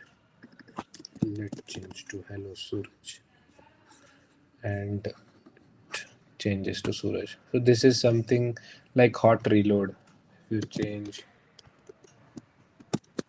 so it changes instantaneously. Okay. So first of all, before uh, before writing the UI, let me tell you a little bit about LLM which we are going to use. So the LLM model which we have is Gemma 2, which we are going to use, and it is trained on 2 billion tokens. It is meant for mobile devices. Let me tell you, and we are going to use media pipe LLM interface and LLM inference API. Sorry, LLM inference API. This LLM inference API we are going to use, and this LLM inference API uh, will help us to load the model and interact with it. So this LLM inference API supports Gemma 2B, Gemma 2B, Gemma uh, 7B, and then other TF Lite, that is TensorFlow models, and then these open source models as well. So currently we are going to try this Gemma 2B. We can use Gemma 2B also, but Gemma 7B is only supported on desktop. You can get the list of supported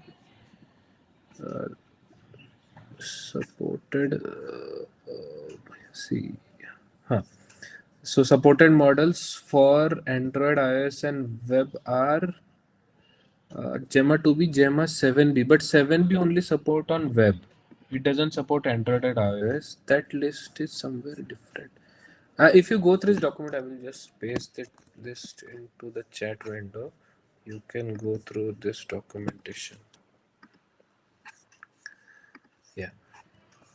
So just let's download this. This 7B is only supported on desktop. Otherwise, this is better model than 2B, but this is not supported on mobile front. So we'll go with Gemma to 2B. Let me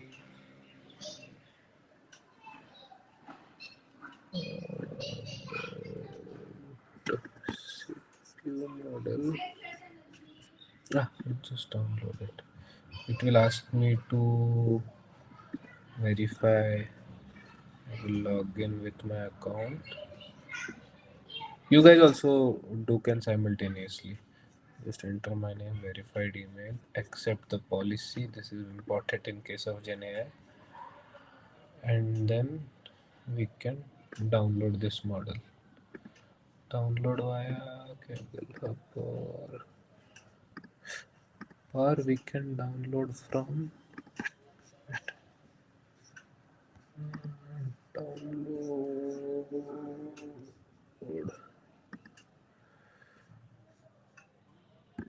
Let's download bar itself.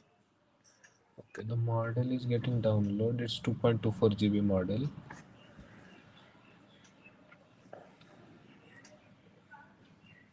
I already had this file.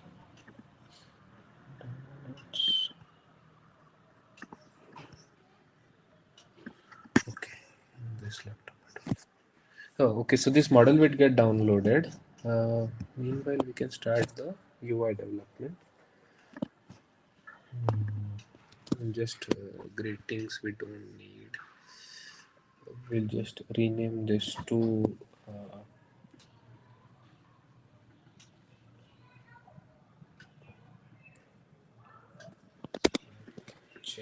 Themes. Scaffold is. ठीक है, scaffold is required. Then we'll go to greetings. We'll remove, and then uh, we will write it. Suppose chat with Gemma. We rename this.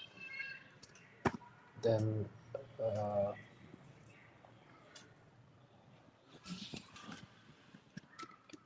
this would be enough. This will create one composable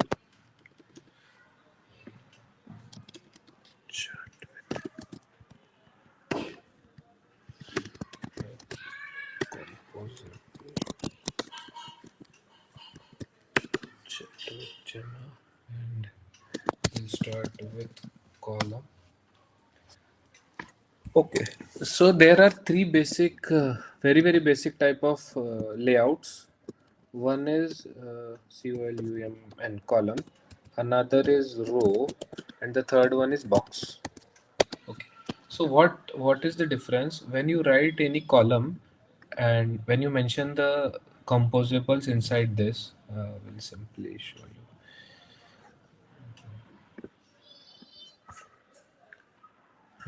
So in this, if I write any text,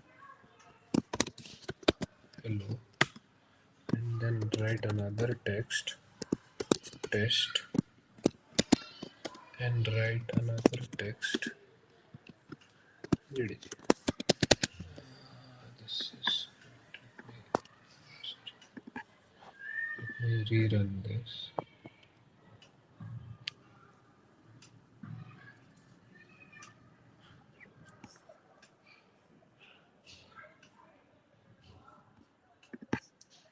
It's not showing. Wait.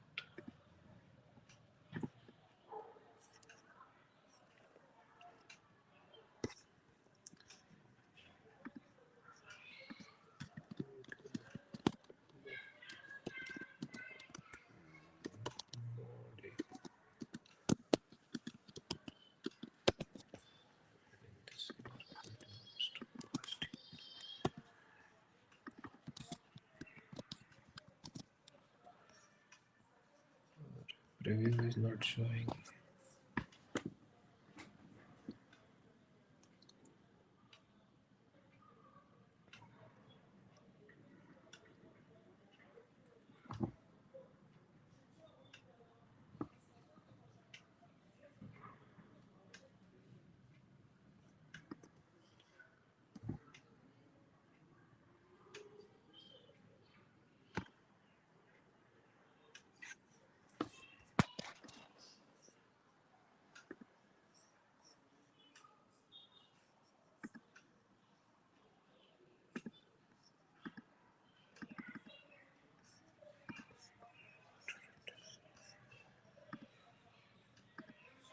This much we can run on emulator as well.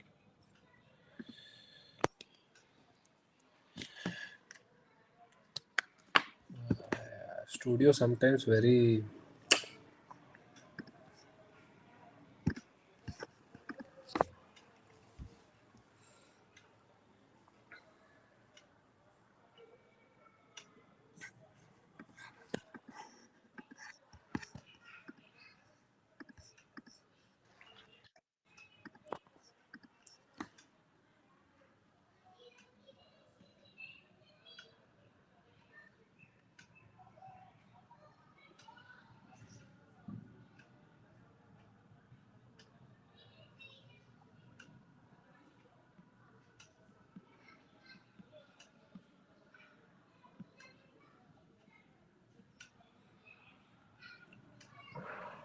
एक second में ये device connect करने में, क्योंकि ये simulator पे होगा ही नहीं, इसको डिवाइस पे ही करना पड़ेगा, इसलिए फिर you don't have any option.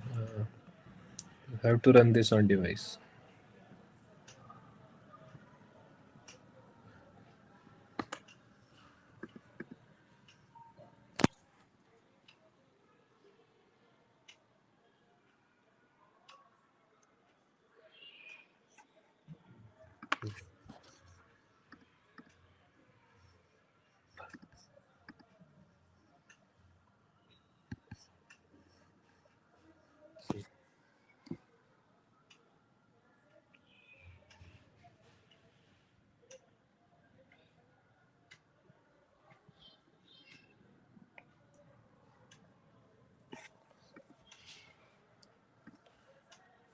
जो सिमुलेटर भी बता सकते वो बताता हूँ मैं. So if you see यहाँ पे सब everything comes one below the other because this is column. If I just change this to row,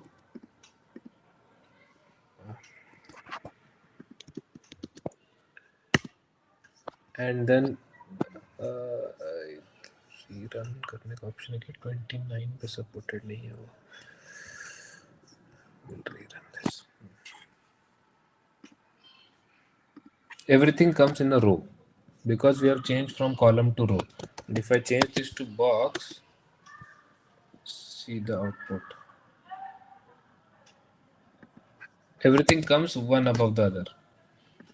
So column means whatever the child are there for the column, they will show one below the other. If it is row, everything will be shown side by side. And if it is box, it will show one above each other. So this is the basics of layout. So these are layout composables, how you want to layout. So just I select, just I choose the column because we want to show things one below the other. So first thing we will show is, see, after the column we will show the app bar, maybe surfaces. You can paint it, you can uh, uh, you can change the color, change the orientation, or you can change the arrangement as well. So there are a couple of things which you can do with the surface. Therefore I have taken the surface inside the column. So first is column, second is surface, and I am giving a modifier to it. I want to modify the surface. How I want to modify? I want to ask it to take the entire space. So I did the fill max size, and then I want to give the background color dot, maybe some dark gray color. And if we run the app now, let's see this dark gray color is being shown as a background. If we change this to blue color will be shown.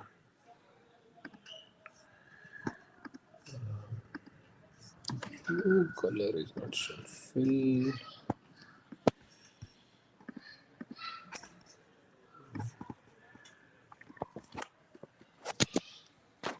Needs to have some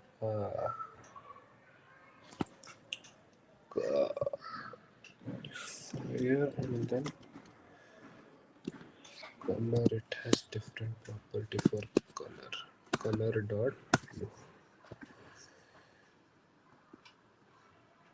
It's blue color is shown. This works for column. Sorry.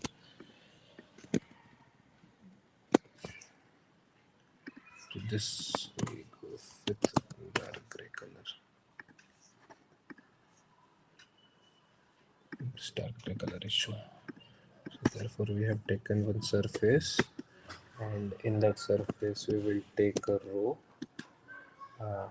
In the row we will show the back button, or okay, only screen which we have is this screen, so we don't need that we will show the title. We will take a row. In the row we will show the title. Title will be chat with AI.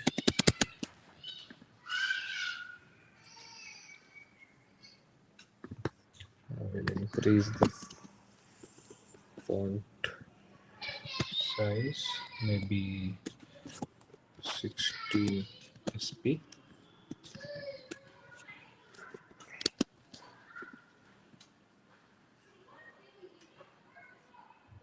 16 is not enough. 24. And maybe we will center this. There is a widget to surround with widget. Container. Center widget is not there here. Okay.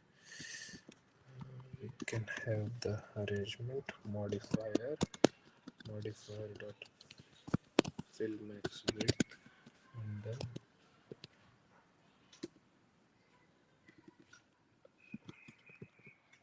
horizontal arrangement dot center.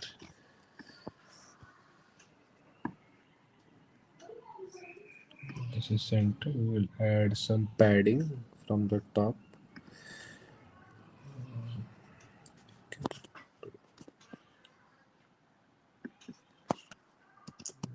Padding maybe 8 dp. Actually, this is Android 29, therefore it doesn't support hot reload kind of functionality. My device was actually better. We are able to, yes, let's run on the device.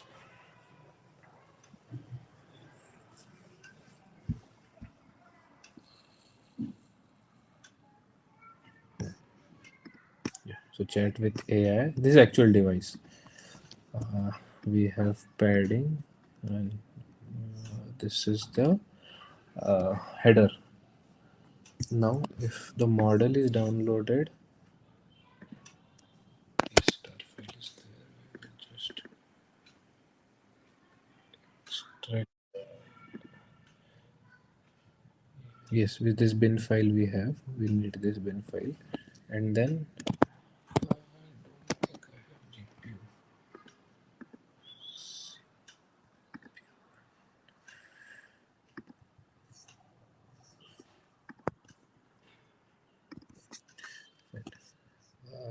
then we need to place this. We need to place this. We need to just copy this model into our device. If you go to device manager, click here, open device explorer, you will see the device files,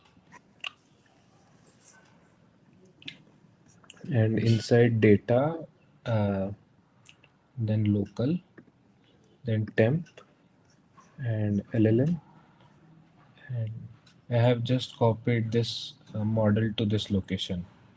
Data, local, temp, and LLM. Model.bin, see 2.4 GB file is there, which I have already copied at this location. I will just create a constant file, AI constants, and inside AI constant I can define const val gemma 2 to be. It's a text model, so I will just mention text model path, and in the path I will mention data, local, temp, LLM, model.bin. So this is the path for the model.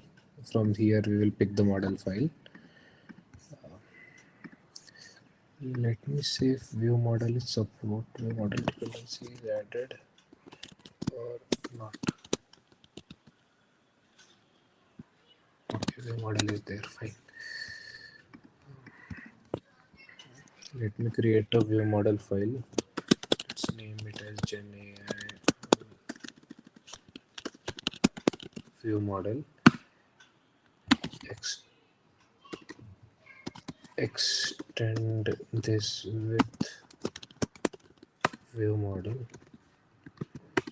At least we have view model. Acha, those of you who don't know what is view model is uh, view model is a class.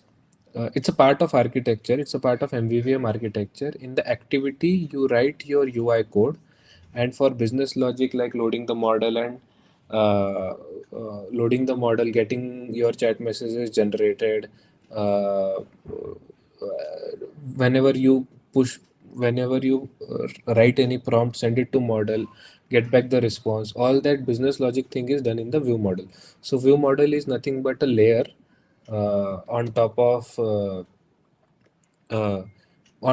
your UI layer, which handles the business logic. And for that, you need to extend that class with the view model class. And this view model class is an inbuilt class from the Android framework. And this is available in KMP as well. So if you copy this code exactly into the KMP, this will work on the iOS as well. So let's create a couple of data classes which we are going to need. Uh, One is going to we need to have a status. So we will have a AI status, uh,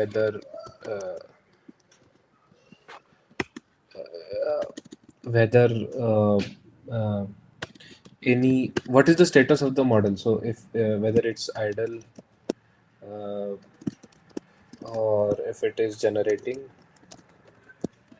maybe it could be in error state, or it could be in done state. So these four status we can have for our AI model. Then we can have data class. Data class is nothing but Pojo class, where we uh, it's just like a user class. Response, we have AI response, and then we can have val response. What is the response, actual response? And then we can have status. What is the current status, whether it is generated, error, or failed? And if there is an error, what that error is. Default value will be null. So this is called as default arguments, which I was talking initially. So if you want to create object of this class, you can just pass these two parameter and ignore this parameter, and this parameter will get initialized as null. Yes, so these two classes we would need, and we would need one more class is data class AI chat object we will need for individual chat messages. So there we will need role. Sorry, role will be string for now. Then we will have content which is generated. That that would be again string. We have text model only. Then we have name. Uh, we can keep it as nullable. That is for the naming. And then what else we need? We will need the timestamp when this uh, message is generated. This would be a datetime object. Sorry, datetime. We don't have time stamp.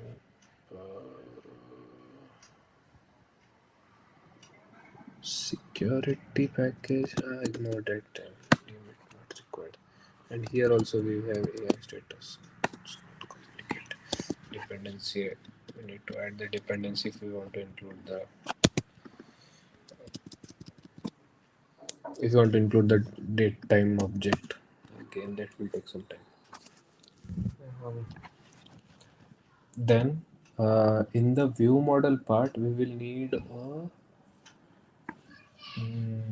flow. a mutable flow will be UI chat state, which will be mutable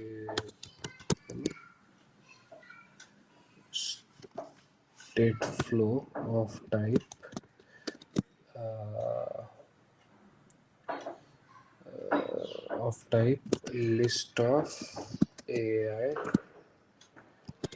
chat object, and it would be initialized at empty list. Empty. Acha. Assignment.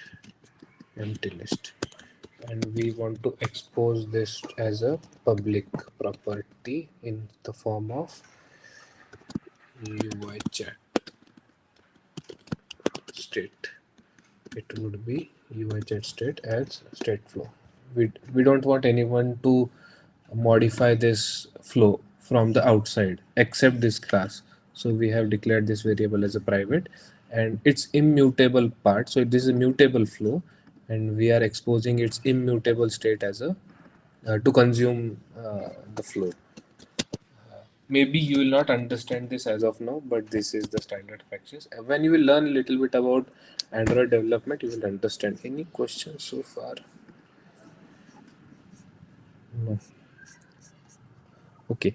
Any question? If I am not looking at the chat screen, so if you have any questions, just unmute yourself and feel free to ask.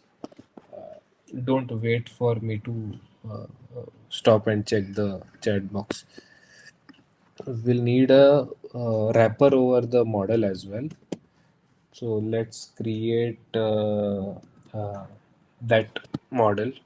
So maybe we can name it at Gen AI model wrapper, and this will be a object class.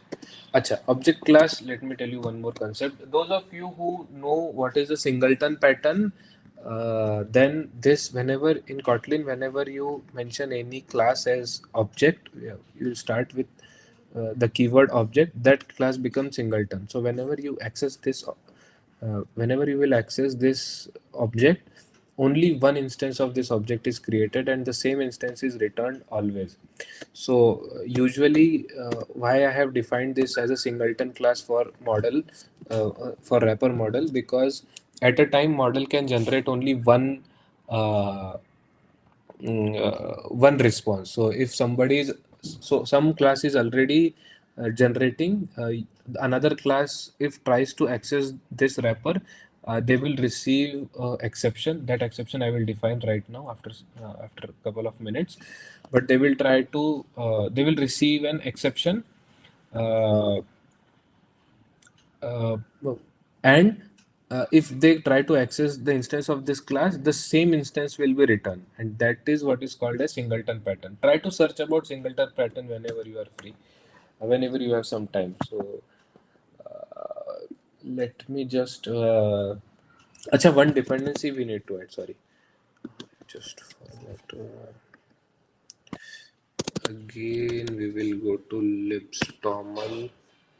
Here we will define that LLM dependency. What is the dependency? Feature configuration option. Android. Clone. Yes. This dependency we will need.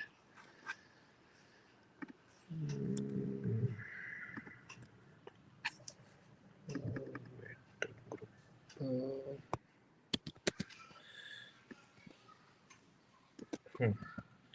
So this is the group version. We will define separately Gen AI, Gemma model, Gemma LLM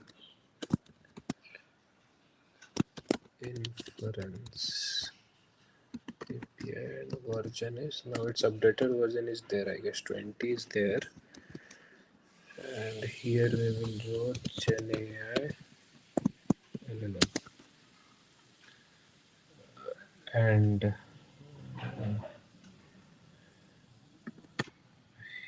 here the task would be this. This should be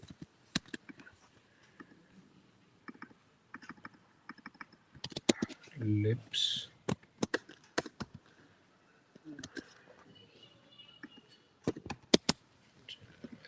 Correct.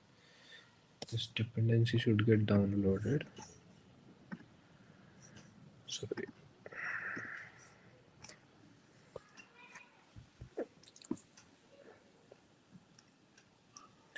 Download failed to resolve. Why?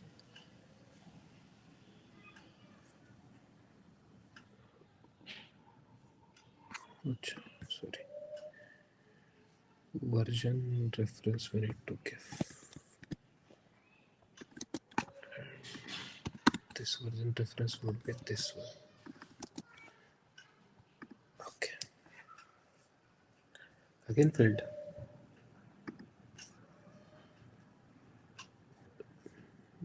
Sorry.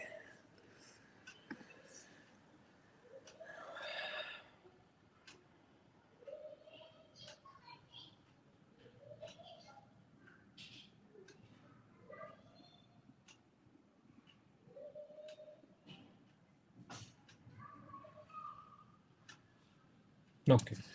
So this is finished. We have the LLM inference API. So we'll just create one private variable, where we will need LLM inference. So LLM inference. Then we will have its. We need to check whether the model exists. Then model exist boolean we will need. It would be a boolean, and we need to have its getter property get. We'll create one file. We need to, and the path which we have added Gemma to be model path dot exist. This will must be initialized or exp. Wait, we will add it in the constructor. Okay, then let's write the init block first, where we will, if model does not exist, throw illegal argument exception, model not found. Just I have added a check before doing anything, and then we will create one model option where we will mention LLM inference options dot builder dot set model path Gemma model. The maximum token size of this model is 8192, which means sorry, token. So which means it can maximum tokens it can receive and send in one interaction is 8192. So you can send 2000 3000 token and get a response of maybe 4000 5000 tokens. So token means token requires a separate discussion, but you can for now you can say one token is almost one word, nearly a one word. Not exactly, and this is not as defined, but you can consider it for now as a beginner. Then we will have a result listener.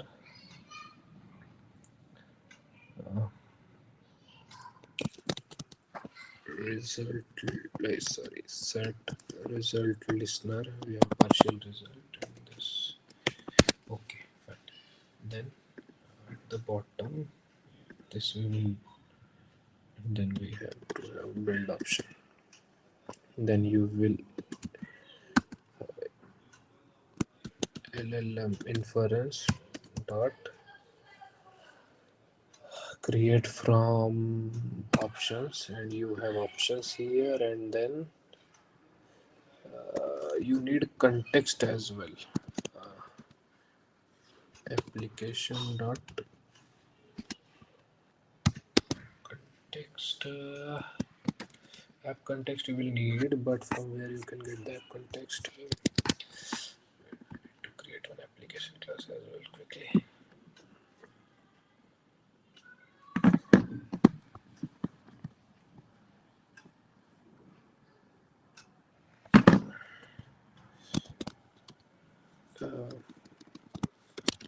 Gen AI app extends application class. Here you can mention companion object and companion object, and then you can find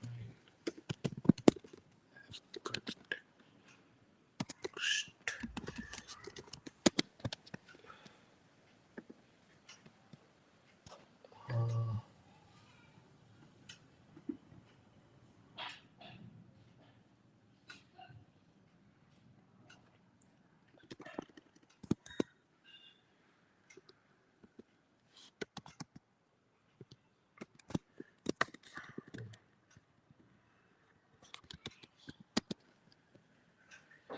And this will work here.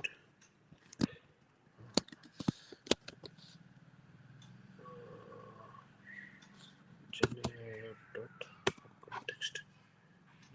Wait. Required context. Find context data. Let me define it here. Well, or we can have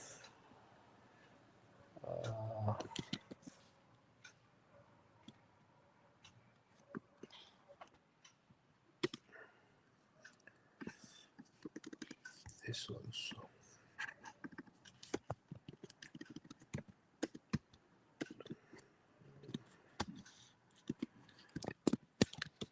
This will also work.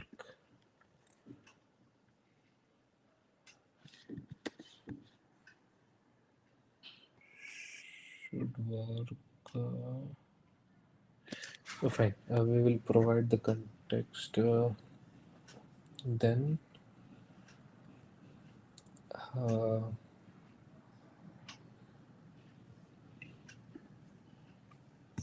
what else? Okay. Then we will need a lock, so that at a time only one person is accessing the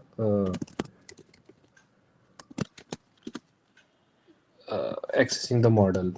If someone else tries to access the same model again, we will not allow. So and then we will need one shared flow as well. Private val partial, it's mutable again, partial result is equal to mutable shared flow, which would be the pair of string and boolean. So string will be the response and boolean will be the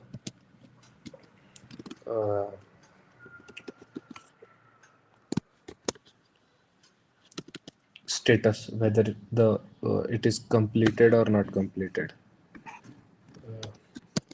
The generation is completed or not completed.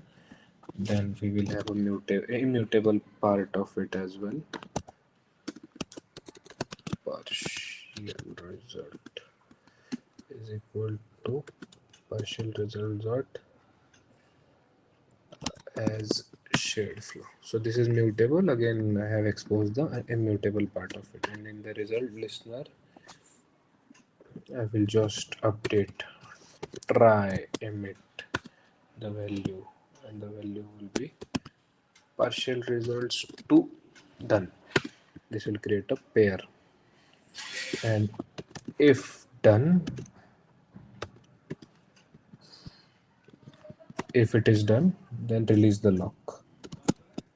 Is lock dot set to false. If generation is completed, then release the lock. Uh,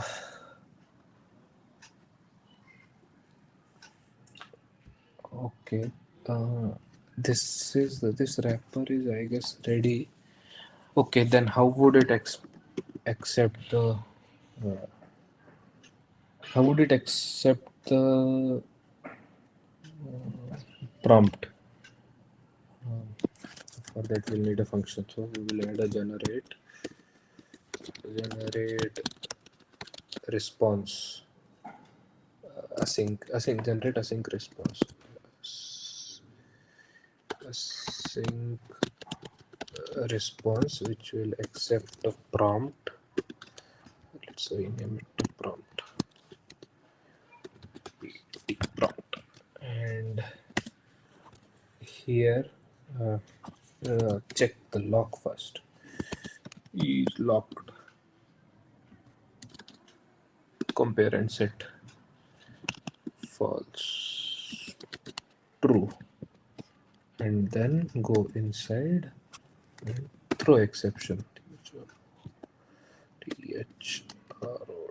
Throw illegal state exception. Someone is already accessing the model, and if not, then try to generate the response. How would you generate? Well, Gemma prompt, whatever prompt is there, prompt, and then we will write start of tone. This is something which is explicitly required by the model, to let the model know that from here onwards you need to write your response. So this is our final prompt which will be going into the model, and then we will write a response is equal to LLM interface dot generate response async Gemma prompt partial result try emit.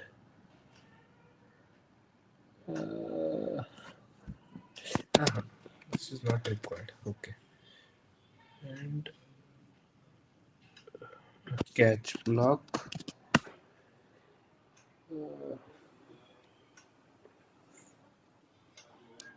Any exception while generation should be catched, and lock must be released. Is lock dot set false. Okay, this will give us the response. So this wrapper is ready to be consumed. Only doubt I have is whether this will work or not. But fine, let's expect this to work. Now coming to our view model, we have our flow and chat object ready.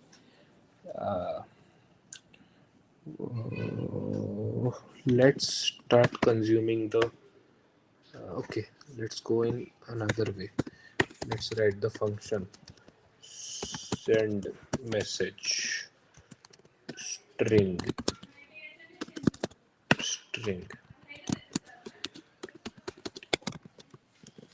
prompt.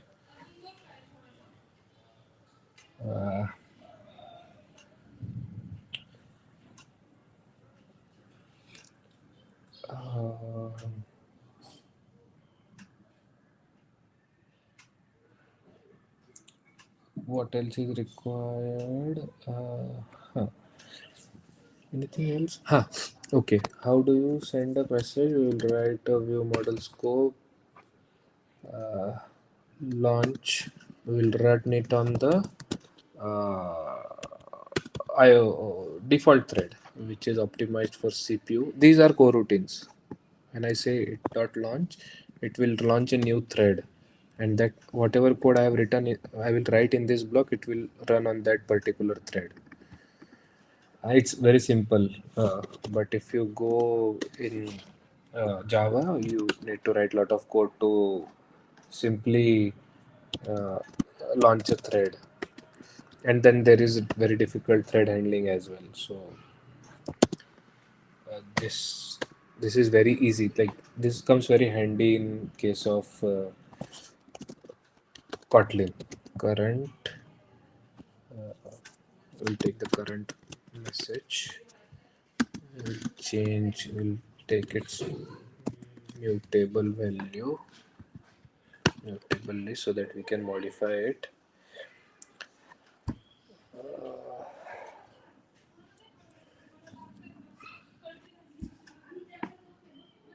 Okay, then we will current message dot add. We need to add this message first. We'll add the role as who has sent this message, user has sent this message, content, what content it has sent, the prompt which user has sent, and then AI status is it will be done because it is already sent. Okay, this message is added. Then another message we need to add, which is generating. Add this again, the AI chatbot object will come role. This time role will come as bot, and then content will be empty because it is generating, but the AI status will be AI status dot generating. So two messages we need to add with every send button click. One message will be the message which user has sent, and another message will be the generating message. Okay, and then we need to update this into the flow. Current message. Look हो ना. Guys, are you with me?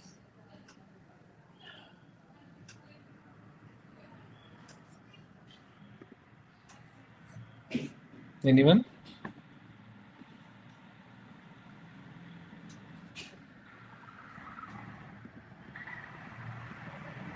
Yes, sir. You're able to understand, right? थोड़ा difficult है, but Yes. we'll get glimpse of it. Shravani, maybe I will share this code with you and you can distribute so that they can go through it later. Yeah, sure. Because within 1 hour covering everything, and uh, it's little difficult. So I hope I will share this. I will share this code with you in zip format, and then you can distribute. And any exception should be handled gracefully. So exception handling is also important. Current messages dot add a chatbot role was model. Sorry, bot. Content will be error, and the dollar it e dot message AI status will be done. And don't forget to update the chat UI state value with the current message. This is for any error. Now what else is remaining? This will send the message and generate the response. This will update the UI. Acha, we have not updated with the init block. We will need GenAI wrapper dot partial result dot अच्छा ऐसे नहीं होगा ना, उसके लिए scope लगेगा, वो model scope dot launch dispatchers dot default CPU work is going on, and then uh,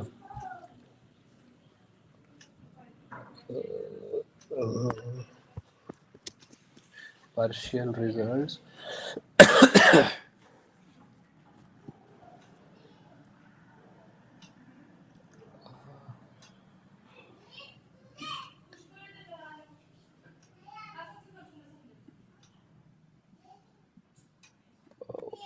where to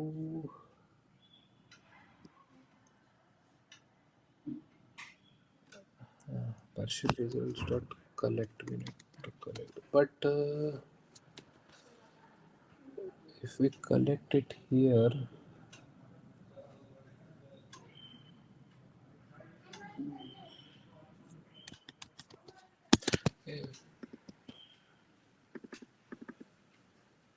shared flow it is right,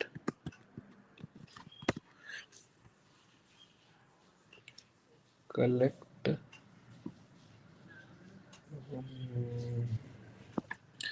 fine, this will also work. Wait, when ठीक है, partial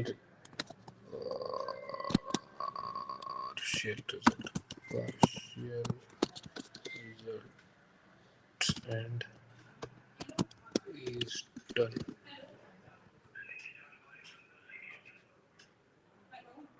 अच्छा, only response pair dot uh,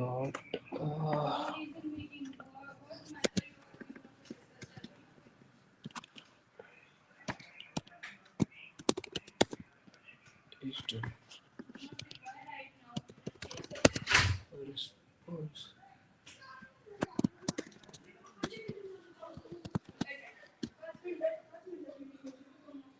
is empty, and another check we need to add is not done. That is done. Is done. And then we can and then another case would be uh, just is done will be the another case. Done. Okay. And here I need to update generating message. Create function. This function will need a response parameter. Update completed message. This would need a response.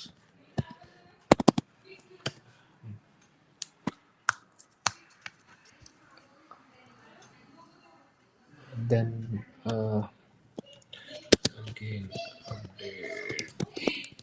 update the chat. Chat will response and AI status will be generating. Create a function and same will be called from generating. Just it will be उल्टा हो गया. This should be done. This should be generating.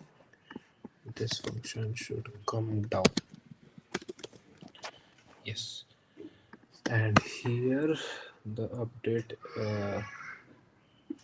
chat message will be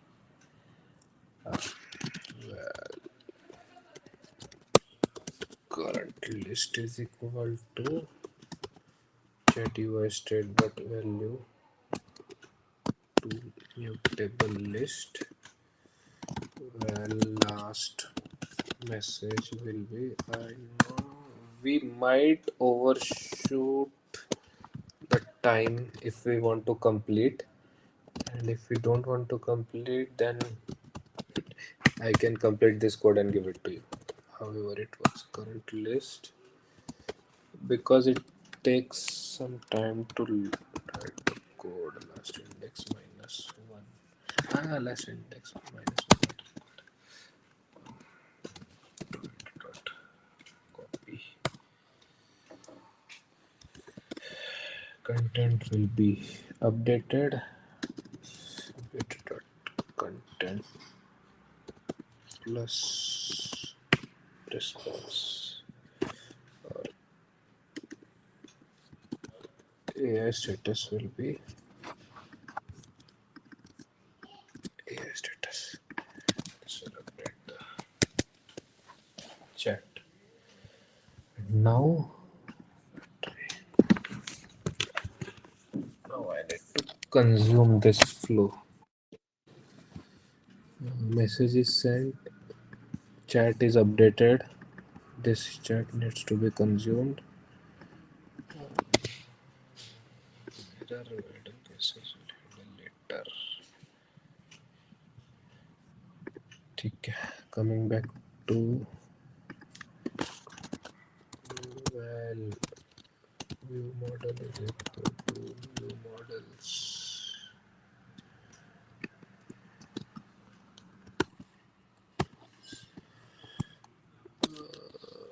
Generic view model.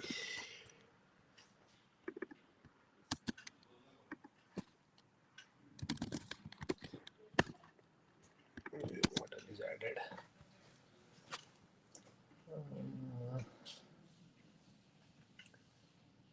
Here we'll go with bare minimum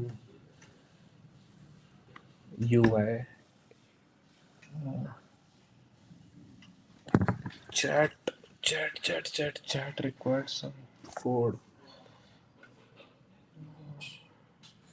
What is the minimum effort which we can do? Let's try row and the column surface. Here we have if view model dot अच्छा नहीं इसको collect करना पड़ेगा पहले. Well, chat messages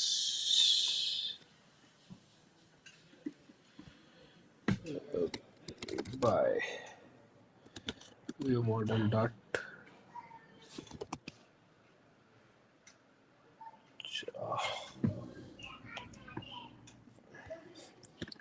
hey, why this is lazy.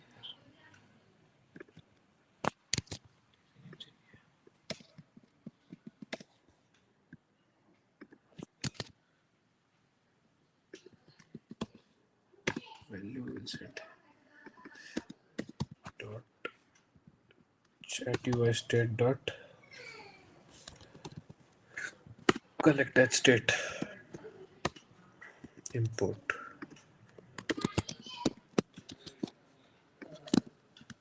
chat messages is not empty.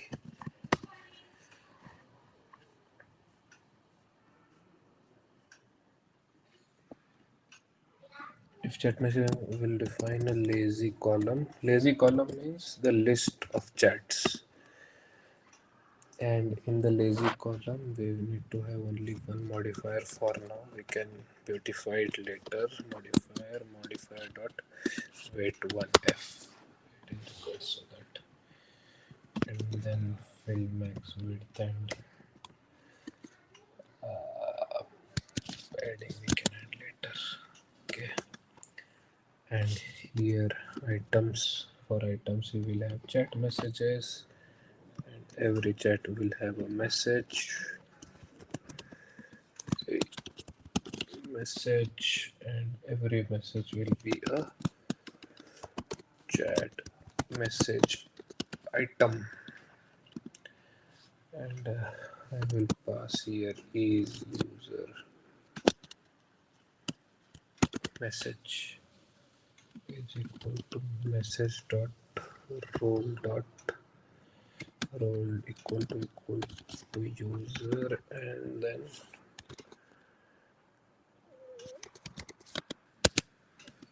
content will be message dot content, and then status. Status would be message, will be message AI status. Let's quickly create this composable.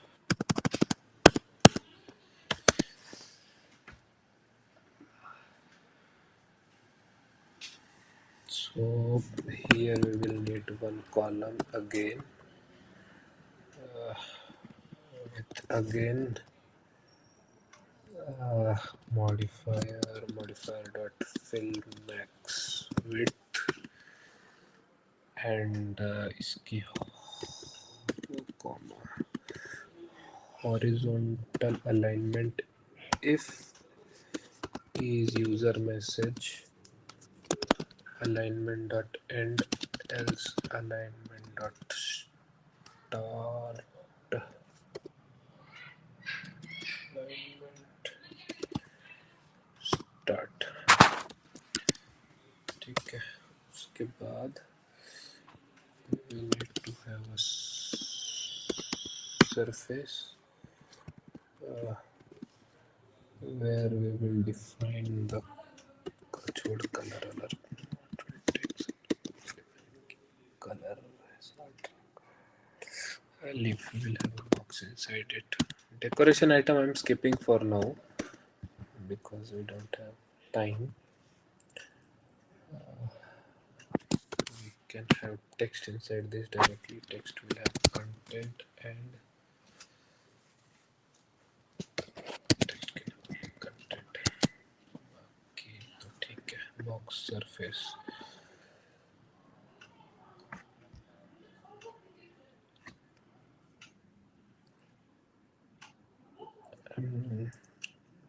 Column surface.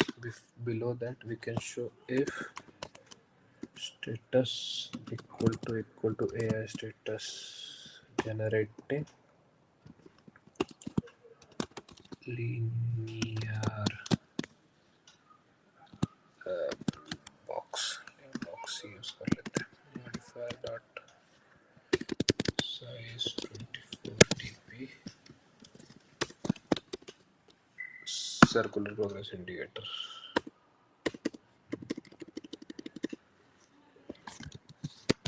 And then we can have, अच्छा इसमें surface हो गया, generating हो गया, and then we can have some space using spacer.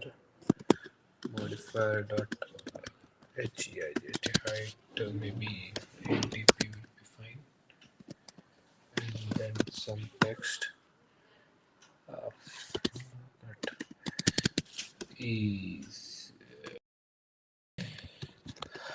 I know this is going to look very ugly, but let's ignore the UI part. We can beautify it anytime we want. Let's focus on the functionality. One more thing is remaining. The last part of the puzzle is how do you enter the prompt.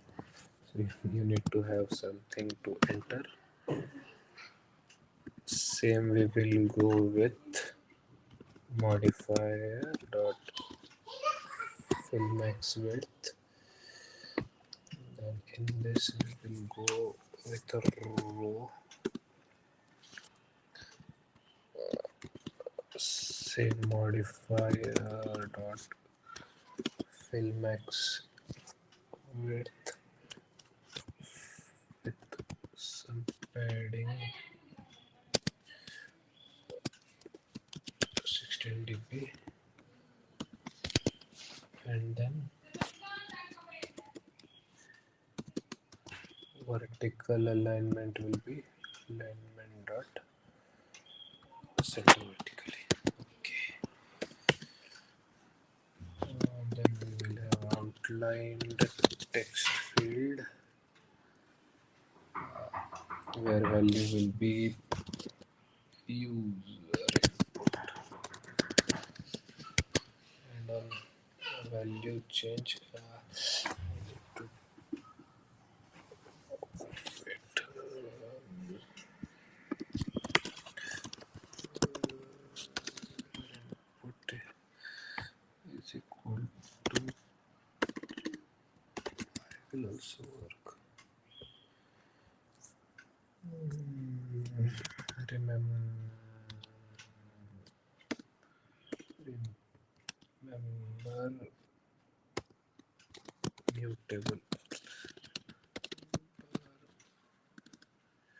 Okay.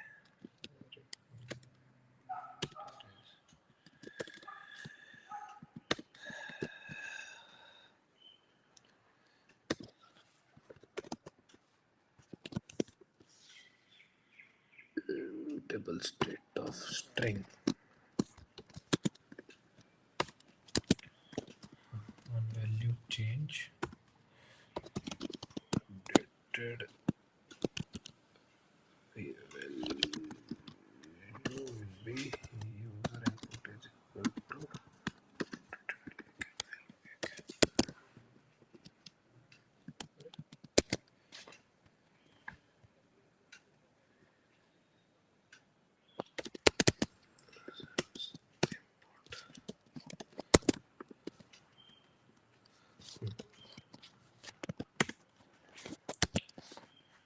outline text field updated value,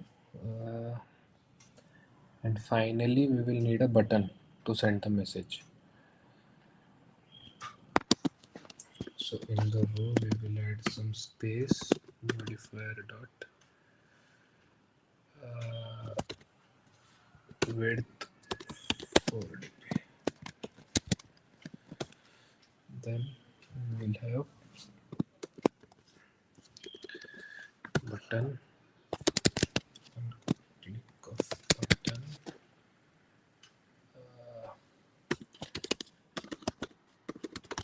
view model dot send message, and then we will send the user input. And here there will be text send.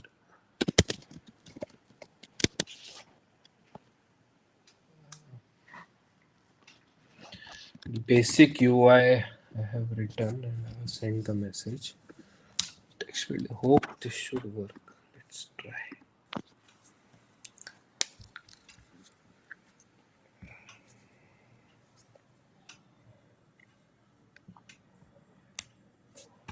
कितने लोग बचे हैं? 16.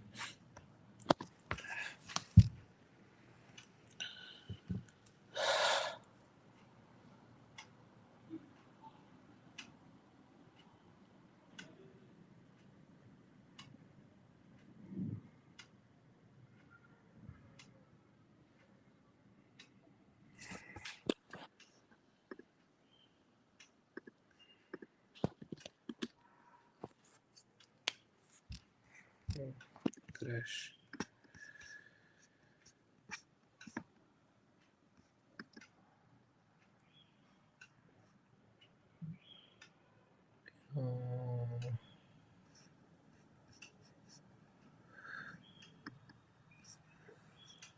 Collection is correct.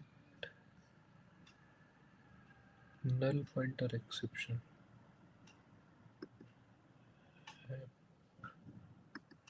I told you this will create some problem. Definitely this will create some problem.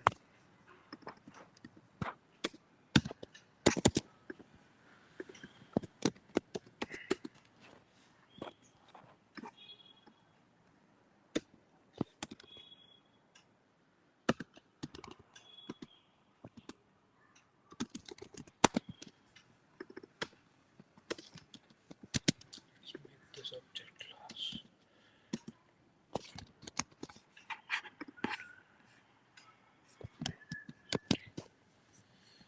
Let's try this.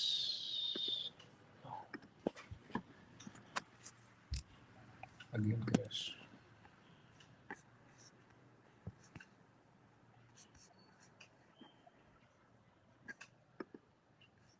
Same line. Sorry.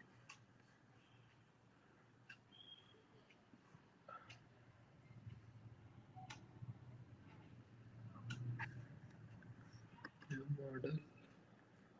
Context wrapper. LLM inference.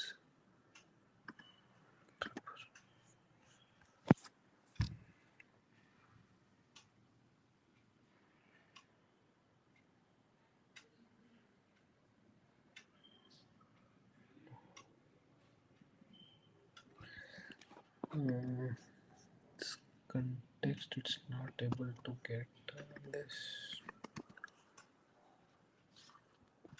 application context.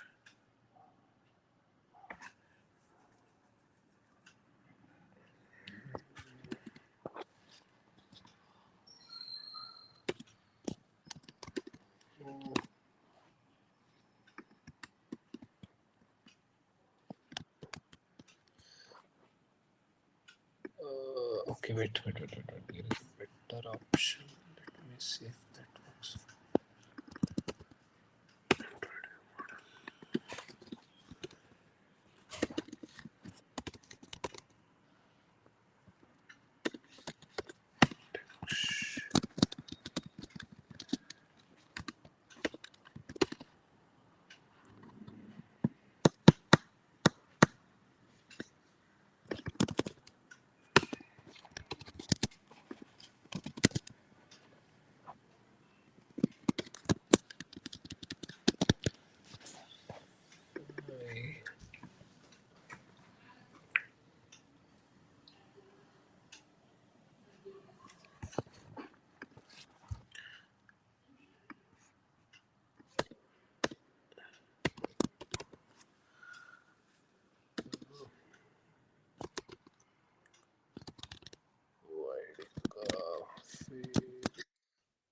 Sir, since the code will be provided after the event, is it like possible to wrap up because the recording is at the maximum limit?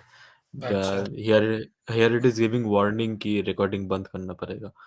तो अच्छा So only you can stop the recording. That's fine. If you like, yes, I know time is up. 2 p.m. was the time, and it's 2:04 Hmm. already. If you want to Hmm. stop, you can stop, and I can provide the code. But if Okay, anyone sir. has any specific questions, they can ask. Right. Does anyone have any questions? The chat box is open, or you can turn on the mic and ask as well. Everyone is a presenter, so anyone can turn on the mic. Yes.